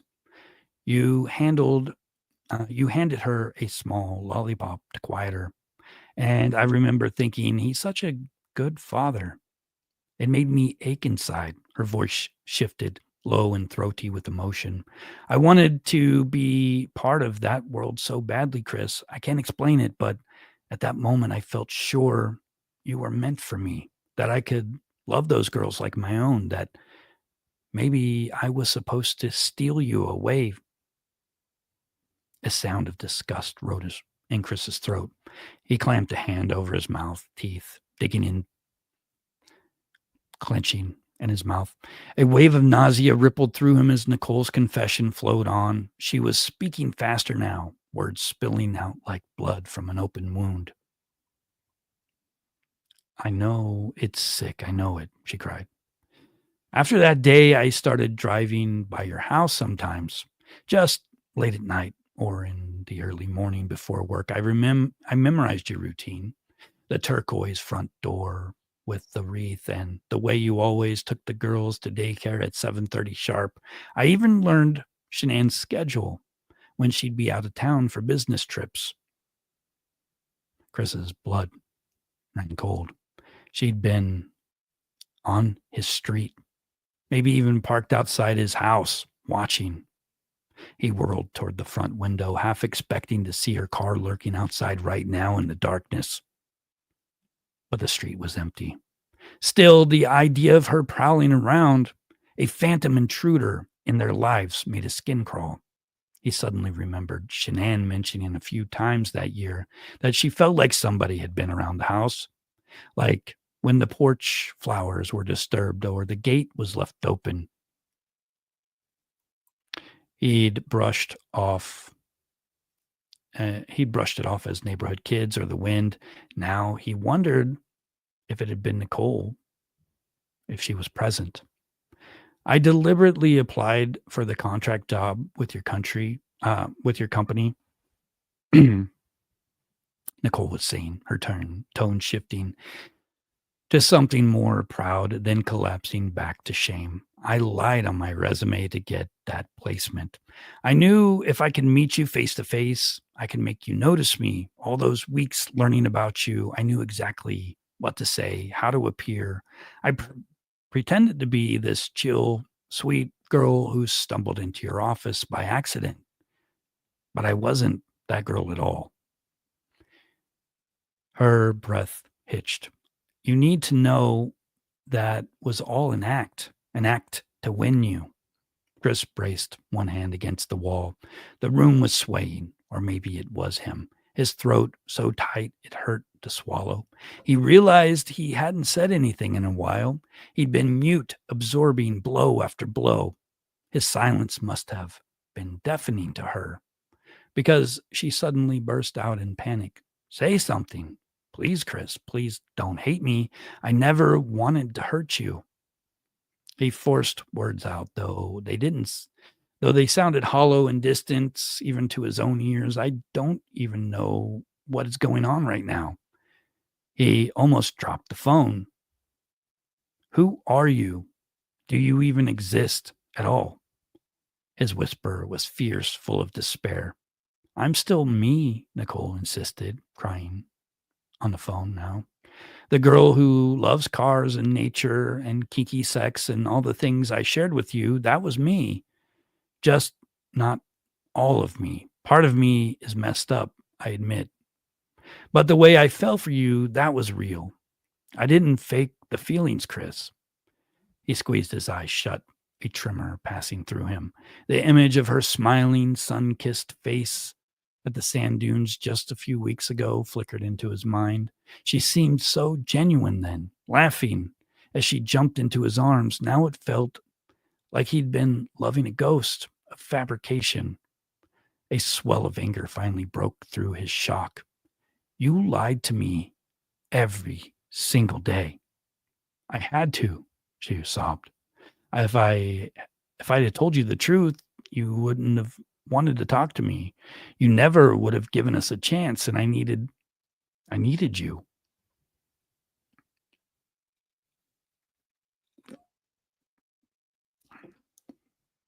Chris found himself shaking his head over and over, as if he could shake off this nightmare. He walked on unsteady feet toward the staircase and sank down at the bottom step, elbows in his knees. He lowered his voice further, each word trembling with controlled fury. So you decided to destroy my family. That was your plan. There was a beat of silence, then Nichol's tone shifted again, startling him. It grew suddenly cool, almost defensive. Your family, she repeated.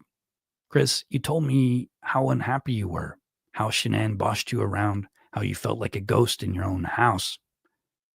Don't you dare put this all on me. He winced. He had confided those grievances in her during pillow talk, feeding her the narrative of a marriage that was already broken. At the time, it felt good to vent. She'd listened so sympathetically. Now her words came back like a weapon. I might have pursued you, but you opened that door, Nichol continued. You let me in. You're a grown man who made choices, and you don't think I feel guilty? I never wanted to break those little girls' hearts. I'm not a monster. Her voice broke. She softened, swinging wildly back to remorse. I'm sorry. I'm so sorry. I never planned for it to go so far. Chris clenched his jaw, struggling to contain the chaos of the emotions roiling through him. His heart felt like it might explode from the pressure, betrayal, guilt, rage, and underneath it all, a sickening sorrow. He thought of Bella and Celeste upstairs, peacefully sleeping with their stuffed animals, unaware that earlier that day he had essentially told their mother that he didn't love her anymore. He thought of Shanann, 800 miles away right now, crying in a hotel bathroom, reading his cold responses over and over. God, what have I done? He realized Nichol was still speaking. Her voice had taken on a fervent, dreamy quality that sent a bolt of alarm through him. From the start, I felt like some invisible force drew me to you, she was saying, like it was a sign. Maybe it was my old cult programming, or maybe my lonely soul. But I began to believe the universe had chosen us to find each other. I started seeing you in my dreams, Chris. I dreamed of a life we had together on some other plane, like past lives or something. I felt it meant to be. He could hear the zeal burning in her, as bright and dangerous as wildfire. The hairs on his arm stood up. This was the seductive madness she had kept veiled until now. Chris had glimpsed slivers of it before, her fierce insistence that their meeting was destiny, her talk of twin flames and cosmic timing. But in the haze of lust, it had seemed romantic, enchanting. Now he was terrified. You told you told me you felt it too, she said, almost reproachful. All those nights together, you said you never experienced a connection like ours, that we were like two halves of the same soul. Did you mean it? Or was that a lie? He remembered whispering those things, intoxicated by her body and the thrill of something new. Shame washed over him, scalding him. At the time, he believed it or wanted to. Now he didn't trust his own judgment at all. I don't know what I felt, he whispered. I was confused. You were very convincing. A low moan came through the phone, filled with despair. Convincing? Right.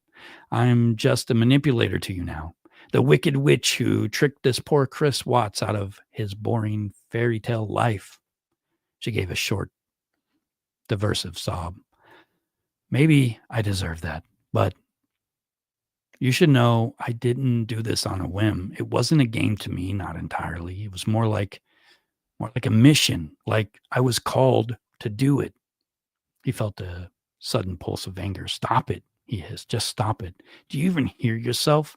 You're talking like a cult fanatic called to break up a family. Do you even realize what's happened? I've wrecked my marriage, Nichol. Shanann was sobbing all day. My kids are going to grow up in a broken home because of this. His voice cracked, and he struggled not to shout. The image of Bella and Celeste clutching their favorite blankies, confused as their father moves out, pricked cruelly at his eyes. He blinked back tears. Across the line came a whimper from Nichol. I know.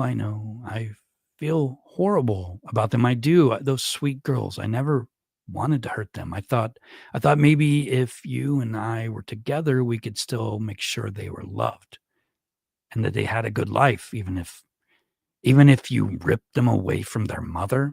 Chris growled under his breath. He was surprised by the venom in his own voice. A day ago, he was fantasizing about a new life with this woman. Now he thought of her near his children made him fiercely protective. Nichol sniffled, an edge of irritation creeping into her voice. You told me Shanann was a terrible wife to you, that you felt trapped. Was that not true? Or were those lies you fed me so that you can get me into bed? He flinched. It's complicated, he stammered. He had complained about Shanann's controlling tendencies, their fights over finances, how he sometimes felt emasculated. But hearing Nichol throw it back at him made him cringe. I never said she was a bad mother, he added defensively. She's a great mom, and his voice faltered. She doesn't deserve this. A silence. Then a small voice. Do I deserve this, to be led on and then cast out as a villain? Nichol's question hung in the air. Chris felt a surge of cognitive dissonance. He had led her on, in a sense. He had carried on the affair, feeding her promises, letting her believe in a future together. But he was reeling now to discover how premeditated her side of it was. The betrayal cut both ways. It was sharp and bloody. He rubbed his eyes with a thumb and forefinger in the quiet that followed. He had heard the faint buzz of his phone's notification. Pulling it away from his ear, he glanced at the screen and saw a text preview from Shanann. Flight delayed again, won't be home until past 1:30. Love you. A second text sent just a minute later. I hope you're okay. I'm still worried about us, Ken. Will you please talk when I get home? Chris's heart twisted painfully. Love you. How could she still say that after the cold shoulder he'd given her earlier that day? A wave of shame crashed over him. He hadn't responded to her last messages. He didn't know how to respond. Now, as Nichole's ragged breathing filled his ear, he felt torn down the middle between the wife whose heart he broken and the mistress whose mind was unraveling before him. He squeezed the phone as if he could block out that guilt. He did not reply to Shannon's text. Instead, he lifted the phone back to his ears.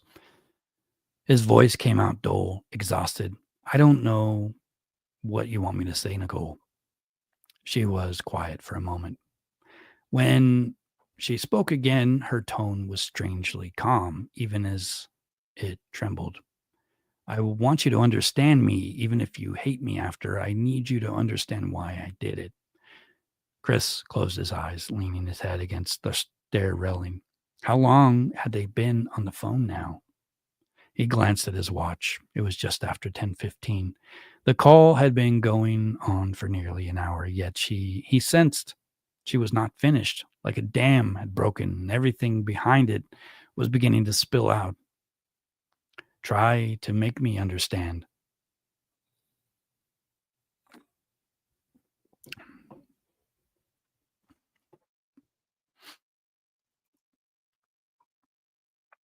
Nichol inhaled deeply. I left that group I told you about, the spiritual one, because I realized I was being used by them, by him. Him, the leader, my ex. Her voice tightened with old hurt. He manipulated me in some very intimate ways, and he had others. It was I was just another toy to him. It broke something in me when I finally left. I vowed I'd never be at someone's mercy like that again. Chris could hear the shimmering anger beneath her words. He tried to follow through the impatience gnawing at him. What did this have to do with targeting his family? I guess subconsciously I wanted to turn the tables, she continued, to be the one in control for once. I fixated on this idea of taking a happy, picture-perfect man and making him mine. Not to hurt him, but to prove to myself that I had that power, that I could be the one people worshipped and chased, not the other way around. It's weird, I know. She gave a brittle little laugh. Consider it a psychological game or maybe a kind of spiritual compulsion. I told myself it was also for a higher purpose. That maybe by freeing you from your mundane life, I was doing the universe's work, that you and I together would be something divine. You made me feel like I was your destiny too, he said quietly. All those talks about fate, I believed it. I was an idiot. No, you weren't, she insisted. You were just lonely like me. I could sense that in you even before we met. I chose you because I knew you were valuable. You're kind and good underneath everything. I thought we could save each other. He choked out a bitter laugh. I'm sorry, Chris. I'm so sorry. She keened. I ruined it all, didn't I? I ruined you. Her anguish was so raw for an instant that against all logic, he felt a pang of pity. This woman, if she was even the woman he loved, was clearly deeply troubled. He pitched the bridge of his nose, trying to push back a headache. Please don't cry, he murmured. It was automatic, the way he'd comfort a hurt child. I can't lose you now, she gasped through the tears. I can't. After everything, if you leave me, what was it all for? My soul will break, Chris. I need you. Tell me this isn't the end, please." Chris's other hand gripped the banister with his white knuckles. She was pleading with him now, despite everything she'd done. He'd felt her desperation like a tug on his own fractured heart.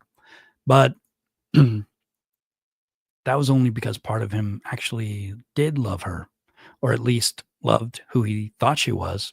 Part of him still yearned for the fantasy she had woven, a life of passion and excitement, being truly seen and desired. That was intoxicating. It was, and the dream suddenly vanished in an instant, even as reality poisoned it. And hearing her cry like this stirred a deeply ingrained urge to comfort, to protect. The urge he'd felt with Shanann too, once, before affection curdled into resentment. He pressed the phone to his ear hard, so hard that it almost hurt, as if he could press himself into the moment and find clarity. "I don't know what to think," he confessed. "This is a lot, Nichol. You lied to me about everything. How can I just act like it's okay?" "I'm not asking you to say it's okay. I just don't want to lose you. I did all this because I wanted you, because I've been in love with you forever. Does that not count for nothing?" "Loved me from afar." The phrase, meant to be romantic, struck Chris as a grotesque blow now, like the obsessive devotion of a stalker in a thriller movie. He stared blankly at the family portrait hanging on the wall nearby. Himself, Shanann, Bella, and Celeste all dressed in matching pastel outfits for Easter that year. Shanann's broad smile, the girl's giggles frozen in time, and his own awkward grin. The man in that photo looked happy. Would that man recognize who he was now? He turned away from the picture, unable to bear the silent accusation. When he spoke, his tone was hollow. I think you need help, Nichol." A tense silence. She had stifled her sobs, and when she answered, her voice was cold and defensive. "Don't patronize me." "I'm not," he insisted. "Listen to yourself. You're describing a stalker and manipulation like it was fate. That's not normal. This," he gestured around uselessly as if she could see him. "This is not normal." A dangerous sulkiness crept into her voice. "So I'm just a crazy person now, after everything we've shared. That's all I am to you." He could feel her anger building, crackling over time. "I don't know what you are to me right now," he said truthfully, rubbing his damp palms on his shorts. "I'm trying to wrap my head around it. One minute you're apologizing, the next you're talking about divine missions. Which is it? Are you sorry, or are you proud of what you did?" That hit a nerve. Nichole's breath hissed. "You think I'm proud, Chris? I gave up everything for you," she shouted suddenly, then immediately lowered her voice, seething through a whisper. "I changed my entire life for a shot at being with you. Do you think that was easy for me? I left behind friends, my old identity. I twisted myself into the woman I thought you wanted. Sweet, simple Nikki. Do you know how much energy it takes to maintain that kind of a lie day in and day out? I did it willingly for us, because I believed in you, in us." He was stunned into silence by the ferocity of her words. He had never heard her raise her voice like that, even though the quiet hissing whisper she reverberated with intensity. A memory floated up. Shanann, months ago, tearfully accusing him of pulling away, asking him who he was texting at odd hours. Nichol drew a shaky breath and continued, her tone unnerving. "If I hadn't come into your life, where would you be? Hmm? Still a yes man to Shanann, living a half-alive life smothered by her rules and her temper? You told me yourself you were dying in that marriage. I offered you a way out. I woke you up to the fact that you deserved better, that you do deserve to feel alive and loved. And now you have all the gall to judge me for it. Chris felt a flare of anger. You call this love, blowing up my entire life? You weren't alive in that life, she interjected, voice throbbing with conviction. Not in the way your soul needed. You and I both know it. You were miserable and pretending everything was fine. I gave you something real, something potent. Don't act like it was all poison. We had love, Chris. Her tone turned sultry, reminding him of the honeyed nights. Think of the way we melt into each other's arms, the way our hearts beat together when we're two. Stop, he interrupted, an involuntary shiver running through him as images of their lovemaking flickered in his mind. She was trying to seduce him now with memory and words, and damn it, part of him responded, his body traitorously recalling the heat of her skin, the thrill she stirred in him. He hated that even now. A part of him still wanted her. He squeezed his eyes shut, digging his nails into her palms. Don't you remember? She purred softly. Her mood had swung again. Now her voice dripped with raw, sensual pleading. Just 2 nights ago, in my apartment, you said I was your soulmate. You held my face and you promised we'd be together forever. Now, that love was bigger than ordinary lives we had before. You can't tell me none of that is true. His heart thumped painfully because, yes, he remembered whispering those recklessly romantic things in the heat of passion. Maybe he even meant them or wanted to mean them. Now every word felt tainted. I was an idiot, he said brokenly. You were honest, she countered. Maybe more honest than you'd ever been in your whole life. You think your love for me wasn't real just because I orchestrated how we met? The feelings were developed. Those were real. You know they were. Chris opened his mouth and closed it. He was drowning in confusion. Was she right? Could something born of lies still be genuine in the end? He had loved her, or at least had been infatuated to the point of feeling something. That emotion had been real to him, regardless of her deceptions. It was an agonizing paradox. Their relationship was both authentic and a complete fabrication. How could he ever untangle one from the other? Chris, please say you believe me, Nichol was saying. Believe that I never wanted to hurt you. I didn't know it would spiral like this. I thought maybe Shanann would sense you were unhappy and let you go, or maybe I hoped you would decide to leave on your own without things getting ugly. I never imagined turning into this mess. You talk about destiny and soulmates, he said softly. What kind of soulmate lies and stalks, his voice hitched, and turns me into a man who'd betray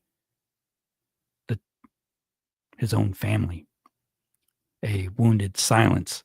He imagined her standing somewhere in her apartment, phone pressed to her ear, tears on her cheeks, searching for an answer. When it came, it was quiet.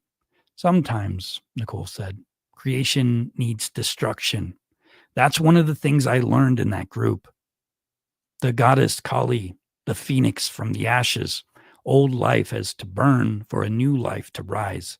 You know, I know how it sounds horrible, but I told myself that maybe your marriage had to end painfully for you to be reborn into who you were meant to be. Chris felt something snap inside of him. He turned to the side and retched into the bushes. But nothing came up. His stomach was empty. He spat, wiping his mouth.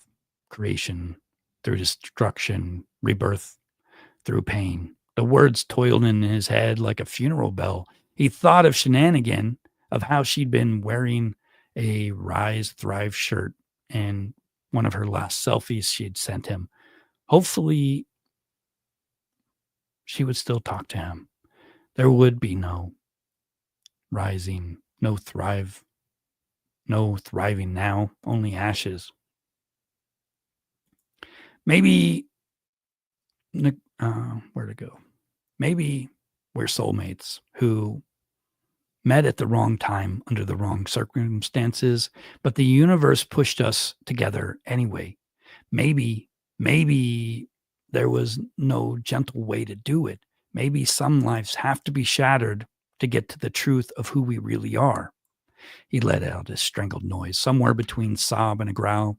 Don't you dare justify this spiritual crap, he rasped. My wife is a person. My children are real people, too. They're not some abstract karma to be swept aside.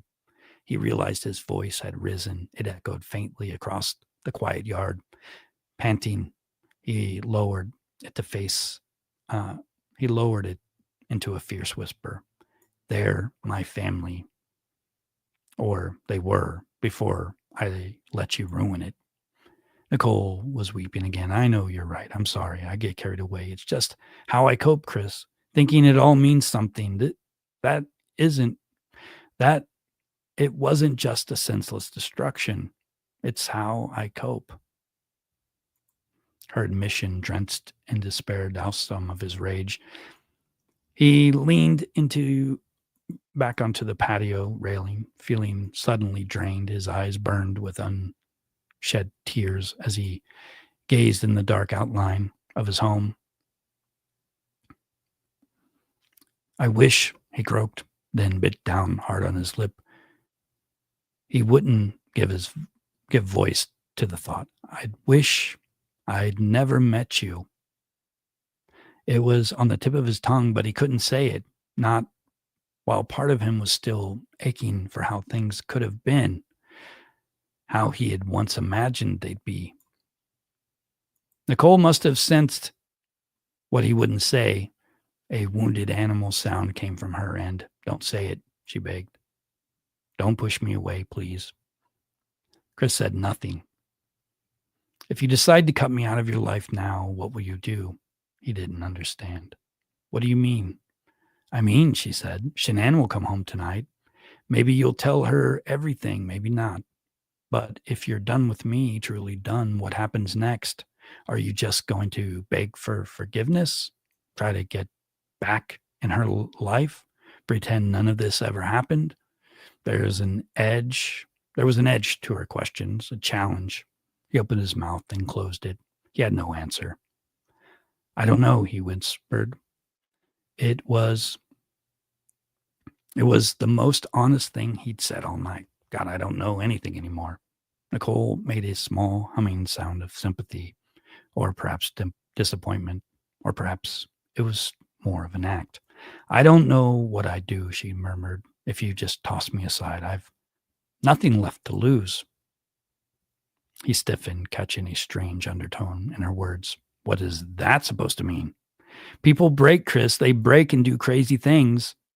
I'm not saying I'd ever hurt anyone, she was quick to add, but I might hurt myself, or I might show up on your doorstep one day, unable to let you go. Maybe I'll call Shanann and confess everything to her, or confront her face to face. I honestly don't know. You've been my entire world, my purpose. If you rip that away, I can't predict how I'll react. Chris's blood went cold. Was that a threat? Or the pitiful laments of a suicidal lover? Possibly both. Either way, it filled him with a fresh surge of an alarm. He wanted honesty, and now he had it. Raw and terrifying truth. Nicole was not going to just disappear quietly from his life. She was a live wire, unpredictable and entangled in his fate. If he tried to mend things with Shanann, Nicole would sabotage it, whether intentionally or in a moment of emotional collapse. She could expose him, or even show up and cause a scene, maybe even put his family in real danger. He realized with dawning horror that he wasn't dealing with a reasonable person who could safely be reasoned with. She was a loaded gun with a hair trigger. And he had loaded that gun himself by indulging in this affair. My God, what have I done? You wouldn't confront Shanann, would you? He asked shakily. You said you never wanted to hurt her, the kids. I don't want to hurt anyone, she answered. But when people are in extreme pain, they do desperate things. You haven't seen me in that state, Chris. I pray you never do. Her words hung like smoke. He realized his hands were ice cold despite the warm night, adrenaline chill coursing through him. I pray you never do. A subtle warning, if cornered. Her pain could manifest in destructive ways. For the first time, the thought flickered. Could Nichol be dangerous? Perhaps not physically. She wasn't threatening violence exactly, but emotionally, socially, she could ruin his life, ruin Shanann's life more than he already had. Or worse, his eyes strayed again to the small swing set. He remembering how she'd said she had imagined being a stepmother to his kids. A chilling idea surfaced. What if Nichol's obsession and twisted spiritual views could turn against the girls if she saw them as obstacles? He thought of the goddess of destruction she mentioned, of sacrifices for rebirth. No, she wouldn't. She couldn't. He realized he truly didn't know what she was capable of. This whole call was proof of that. Let's not talk about hypotheticals, he said, carefully, sickened by the direction that his thoughts were going. I'm not making any decisions tonight. I just need to process this, okay? Nichol was quiet, then sniffled. Okay. I dumped a lot on you, I know. Chris rubbed his forehead. He felt utterly drained, a hollowed out shell of himself. Adrenaline spikes of the conversation were ebbing, even leaving behind a profound fatigue and despair. I think I should go, he said. It's late. I can hear Celeste stirring upstairs. It was a lie. He heard nothing now but the beating of his own heart. He suddenly couldn't bear another second of this tortured exchange. He needed to hang up to escape her voice, if only for a few moments. Wait, Nichol pleaded. Just one more thing. He braced himself. What is it? A long pause. When she spoke, she sounded fragile, like the sweet, shy woman he once thought she was, making a humble request. Could you stay on the line with me until I fall asleep? I don't want to be alone with my thoughts right now. Chris felt something crack in his chest, the audacity of it. After destroying his world, she wanted comfort from him.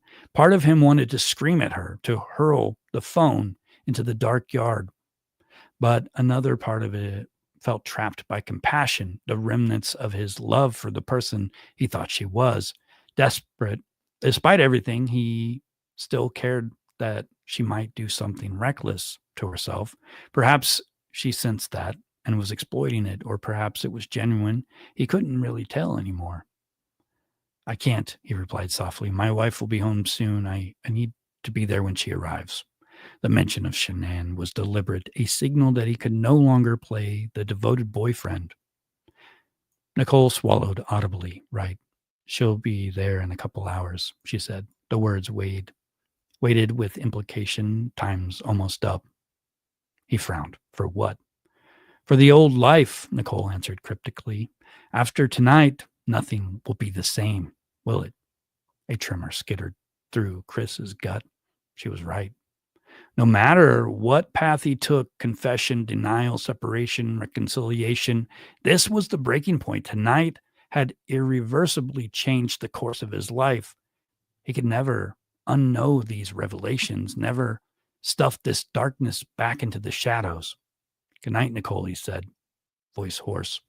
He couldn't bring himself to say, I love you, not now. The words turned to ash. Her reply was a whisper, equal parts tender and eerie. Good night, my love. I'm sorry for everything. I hope you can forgive me and yourself. Forgive myself? The thought was almost laughable. He hung up without another word, letting the call drop into nothingness. The sudden silence was overwhelming. Chris stood in the backyard, phone still pressed to his ear, listening to emptiness on the line. Slowly, he lowered the phone. The screen glowed at him. Call ended. 11:19. It struck him that Shanann's flight was supposed to be here right now. If it was fate or whatever cruel force was at play, had granted him this descent into madness the final hours before her return. A sick part of him wondered if Nichol was right about cosmic conspiracies. How else to explain the exquisite timing of this personal apocalypse? Chris shuffled back inside the house, locking the door behind him. The quiet that greeted him was thick and heavy, the kind of oppressive stillness that follows a devastating storm in the darkness. The familiar outlines of his living room looked warped, menacing.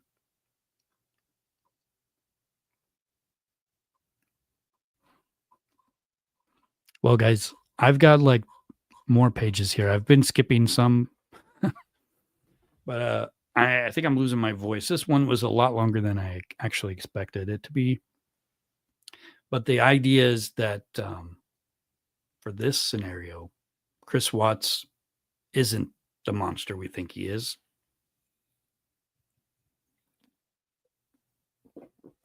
And what really happened that night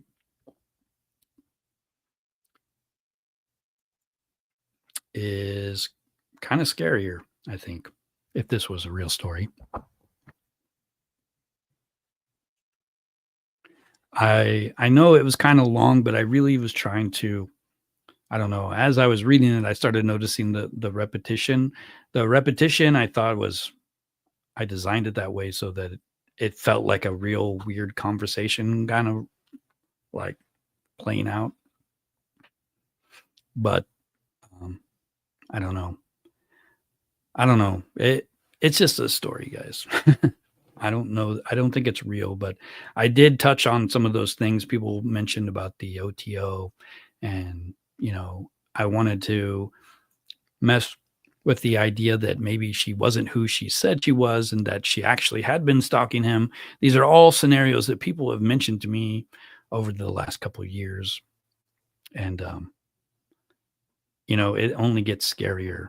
And I just don't think I can read anymore tonight. um, but yeah. Do you think it's possible that Chris didn't actually murder his family, that maybe Nichol did it all because she was insane?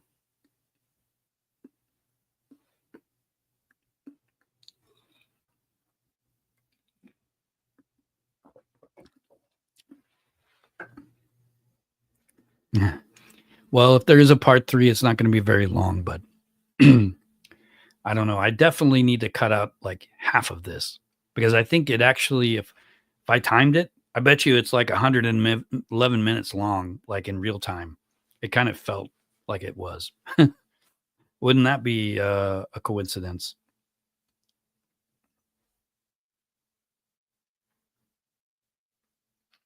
I wrote this, but I still kind of feel like she was really caught off guard, that she didn't know what was happening. Like in the previous scenario where Chris is kind of making these comments about, yeah, I'm gonna do this and that. And to himself, he's saying what I'm really gonna do, but she doesn't catch the clues. And, so she's thinking everything's gonna be fine, and then they aren't.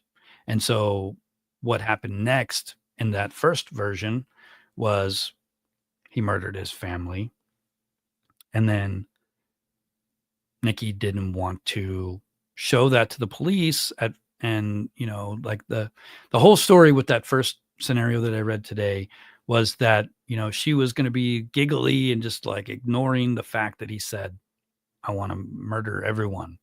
um and I think in that version, I didn't put that in there, but I have like a just like a dialogue page that I wanted to read. It was full of foul language and stuff that I don't like to say. But I wrote it that way, and I kind of like had this like back and forth conversation only with no description. And that conversation, maybe I should have read that because, you know, in that conversation, Chris was like, "Yeah, I'm gonna kill everyone." Blah blah blah. And she's like, "Oh, you would do that for me?" Because she thinks it's a joke. And then,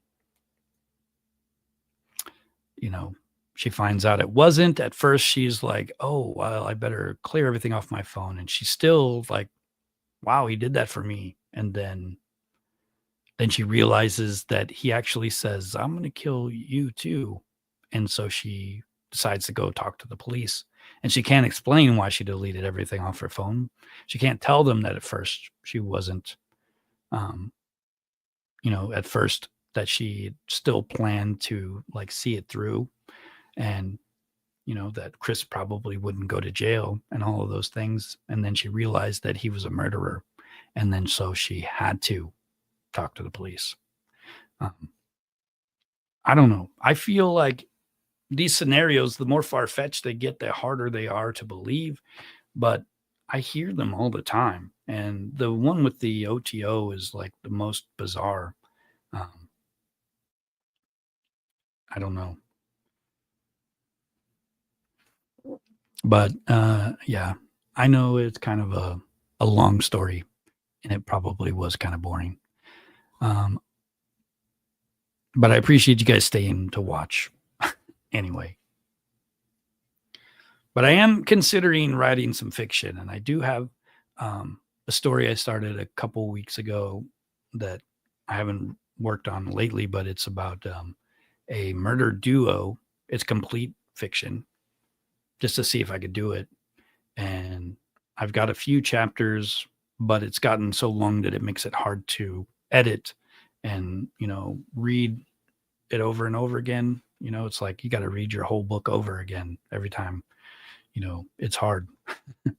I've never had like this many words. You know, Maria says it wasn't boring. I appreciate that. I'm glad you guys liked it. But it's okay if you don't. You can tell me, yeah, you can. If it wasn't, just tell me. I know. I mean, to me, it felt a little bit repetitious because she kept going on and on, and I don't know. Somehow I lost some of the stuff about Chris trying to figure out who she really was or why her name changed. But I was thinking that maybe her boyfriend would be the guy that we're not supposed to mess with. What's his name?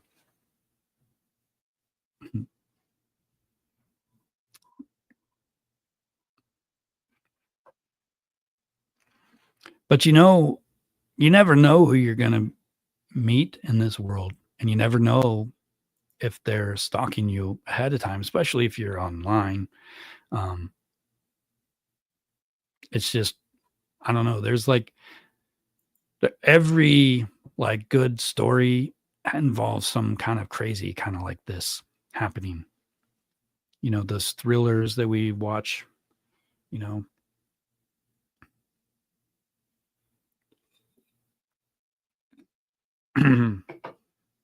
But I feel like I'm losing my voice. See, we talked for 2.5. I've been talking nonstop for 2.5 hours almost. Like that's hard to do.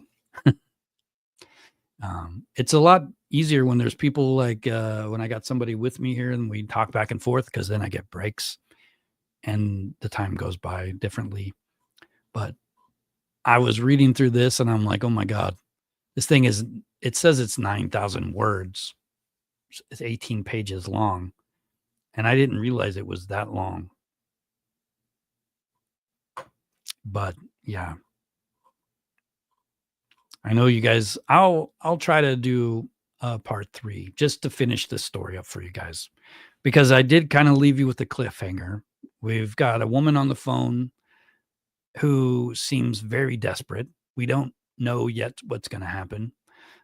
Chris actually seems like a reasonable man. he's like, oh my God, he's torn between the idea of someone that he thought he was with. That's because she lied to him. Um, she told him all the things he wanted to hear. He believed them. She was stalking him, and she was part of a cult, right? So, what is she going to do? Is it going to be some kind of, magic that she casts from afar that causes Chris to take out his family? Or does she show up at the house that night?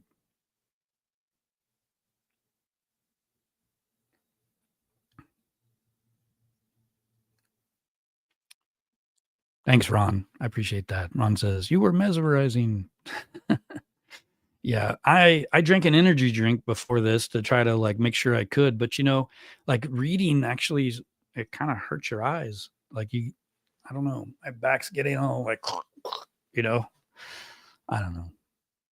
But I've never really written like, fiction before, like, not really. I used to, um like, in college, I studied creative writing, and I did okay in the creative writing classes, but I was excellent in poetry and playwriting. Um, I think I got a B in, short stories. Um, what was that teacher's name?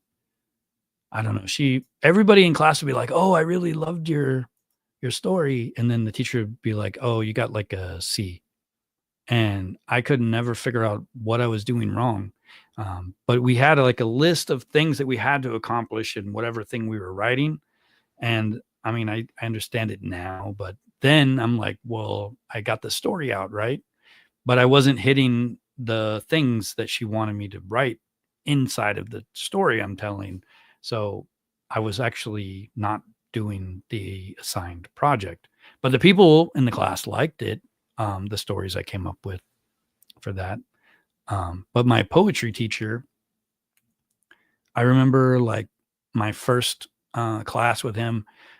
His name was Jonathan Holden, and he like I wrote a couple things, and then like he pulled me into his office one day, and he says, Robert, I think you need to consider a different major, maybe math. He said that to me, and this is before I finished one of his classes, and I believe I finished 3 with him. Um, but that really, like, caught me by surprise. Like, I didn't realize I don't know how it worked, but it worked on me. It was like I don't know if he actually expected me to quit and just go to find a different major or if it was some kinda, like, you know, Yoda move. But the next day, I came to class with something, um, and he was just blown away, and he told me to be careful writing like that because you can get stuck inside your head, and he told me about how he had a suicide attempt when he was younger, and that he was like it was weird, but I ended up with A's in his class, and, I felt like I really was able to do everything he asked me to do, and it was pretty easy, and, compared with the short story class. So I don't know. I know that writing the true crime this past year, like I've been focused on, for most of the last year, I've focused on 1,200 words. That was my goal. Every time I had a story that came out, it was 1,200 words. And I know I deleted a bunch of the videos that I had before because I had 2 channels, a ghost story channel and this one, and actually a third one that never got monetized. But um, I was writing all this stuff like every day for the last year and a half. And what I figured out writing true crime in the journalistic kind of way is that once you know the story, you know all the bullet points. It's easy. Like it's just easy to write it. And then I don't know, a few months ago, I just accidentally felt tired of writing about true crime and I wrote a story instead. Um, and now I'm doing it more often. So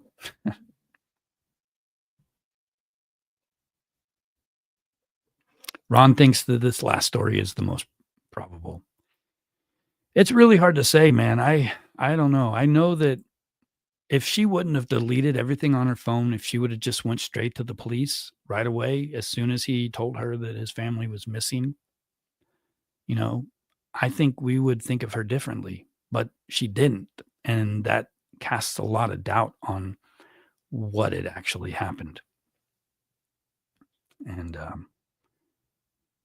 if she is completely innocent, because maybe there is a chance that, she did just delete everything for the reasons she said, and that she really was just, you know, concerned about herself. And that doesn't a selfish person doesn't make you a bad person, not like a killer bad person, just makes you selfish. And she was thinking about herself and her life and everything about her in those interviews rather than what had actually happened. But I mean, is that normal behavior or not? That's um, I don't know. I wish they would have investigated her more. That they would have like brought up all the things where that we're talking about nowadays, like the phone ping. I wish law enforcement would have like said that, oh, well, that wasn't a real thing because 5 seconds before the phone pinged at Chris Watts's house, it actually pinged at her house too. Something like that could disprove like those extra things. And the only real thing that I think happened was she deleted everything on her phone. The other things I'm not so sure about. I'm not saying you guys are wrong. I'm just saying it's weird, right? I don't know. Like it's hard to say. And I like thinking about it too, you know. And I think this phone call, whatever it was about, was part of it.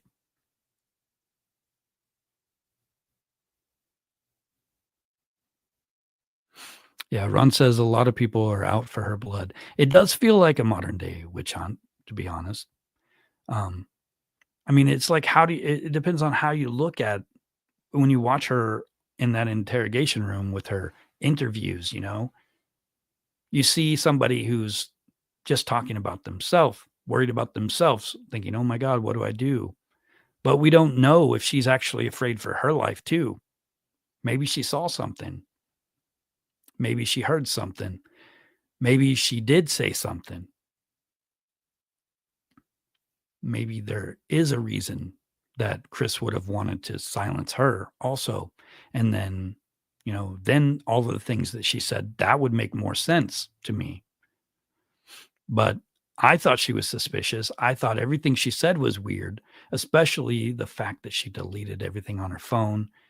Um, and I know they got some of it back and they probably had some stuff off of Chris's phone, but they probably don't have everything.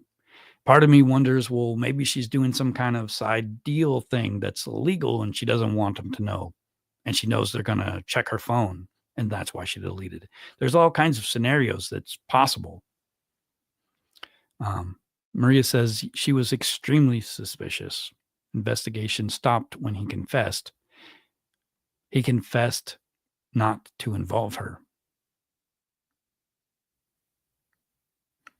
Maribel says, yeah. Maria, yes. And so that the world wouldn't hear the horrific details. Victoria said she kept dodging questions and rambling. I agree. There is a lot of that. And she does seem like maybe she's on some kind of medication. And it could be just an edible. Maybe she needed to relax. But she seems weird in that first couple of interviews. And the fact that she texted that officer in the middle of the night, like at 2 a.m., was kind of weird. I don't know that they had anything on her. And then I guess if they don't like come up with something right away, they don't necessarily have to keep looking. But I don't know. I think they should have said why they cleared her, why they know that she didn't have anything to do with it. If they'd have said, well, we've seen all of the text messages and we know that they weren't talking about doing this, then I think people would stop talking about Nichol Kessinger. But the fact is, they didn't do that. Everybody still wants to know more. Everybody still hung up that she deleted everything on her phone. The other little bits of information that come up, like the dark things that Chris mentioned being at her house. There's a lot of weird things.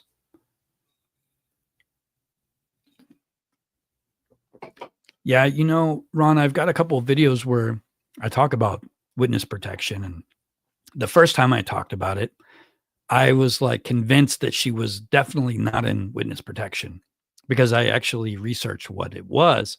And it's for like, um, mob kind of things where you're testifying against a mobster or somebody involved in, you know, criminal enterprises and things like that.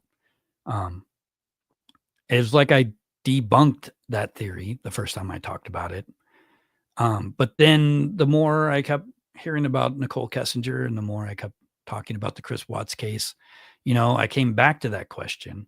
And then I actually talked to a prosecutor who said that they don't always share publicly everything that happens in these interrogation rooms, especially when somebody goes into any kind of protection. And that was the first time I realized that there's other types of, protection. And she's got that victim advocate with her. That's a program that could help with that. Um, I mean, they may have helped pay for some of it initially, but I don't know. She's staying hidden, and I think it's probably safer for that. All the people that think she's guilty, I don't know that they could fairly, judge her if they saw her. I don't think, I think it has to be, you know, done properly. I don't think there should be anybody out like hunting for her to like make her pay for anything because we don't know. We just assume. We make a lot of assumptions. I know that they say that if DA Rourke gets replaced, they could possibly reinvestigate her. And I really wish they would. And if she was, Maribel asks, whose money is the key? So I don't know who this Jim guy is, but it could be his money. It could be her own money. It could be some money she's gotten, by, I don't know, maybe she, I said maybe she deleted everything on her phone because she's got some illegal business going on. So maybe she's got side money from that. I mean, or maybe it doesn't cost that much, maybe the witness or the victim advocates helped her like, delete her information off the internet. And then, she's had to work online to earn money to pay to keep her stuff off of the internet. Because it's weird how there's just not any details about her online. Unless it's about Chris Watts, and then there's all kinds of stuff. But yeah, they can scrub you off of the internet, and I think I've seen the price tag at about $10,000 for the initial thing, and then it's a couple $1,000s. I can't remember if it's a year or a month, but it's not cheap. She would have to be making like $200,000 or $300,000 a year, and then paying like $50,000 or $60,000 a year to keep herself off the internet. But you'd think she would delete other things off the internet too. But I don't know. There's no like history. I've seen the police records of her childhood thing, but other than that, there's nothing. It's just weird. Like her whole social media, like maybe she was the type that never had one, but it doesn't seem normal. All right, guys. Well, it's almost been 2.5 hours, so I'm going to go ahead and hop off of here, but I really appreciate you guys. I'm glad you were here. I enjoy talking about this stuff with you guys. But I just hope that you guys all keep an open mind that you could possibly be wrong. You don't have to believe that everything we hear is true. Um, at also the same time, maybe it is true, but I wouldn't put a lot of weight into it until like a legal person actually, you know, doles out the crimes, and she gets indicted for something. And then you can kind of say, well, she's been indicted. She had a grand jury who thinks the charges are real enough to charge her. So then, then it's a little more real. But yeah, just keep an open mind. And I know a lot of this stuff is just rumors, but some of them are pretty good rumors. Um, so yeah, thanks again, guys. And I will try to do another one in the next couple of days to finish this for you guys. There's a couple pages left, and then you can, figure out how crazy she really was in this story. All right. So good night, everyone. See you next time.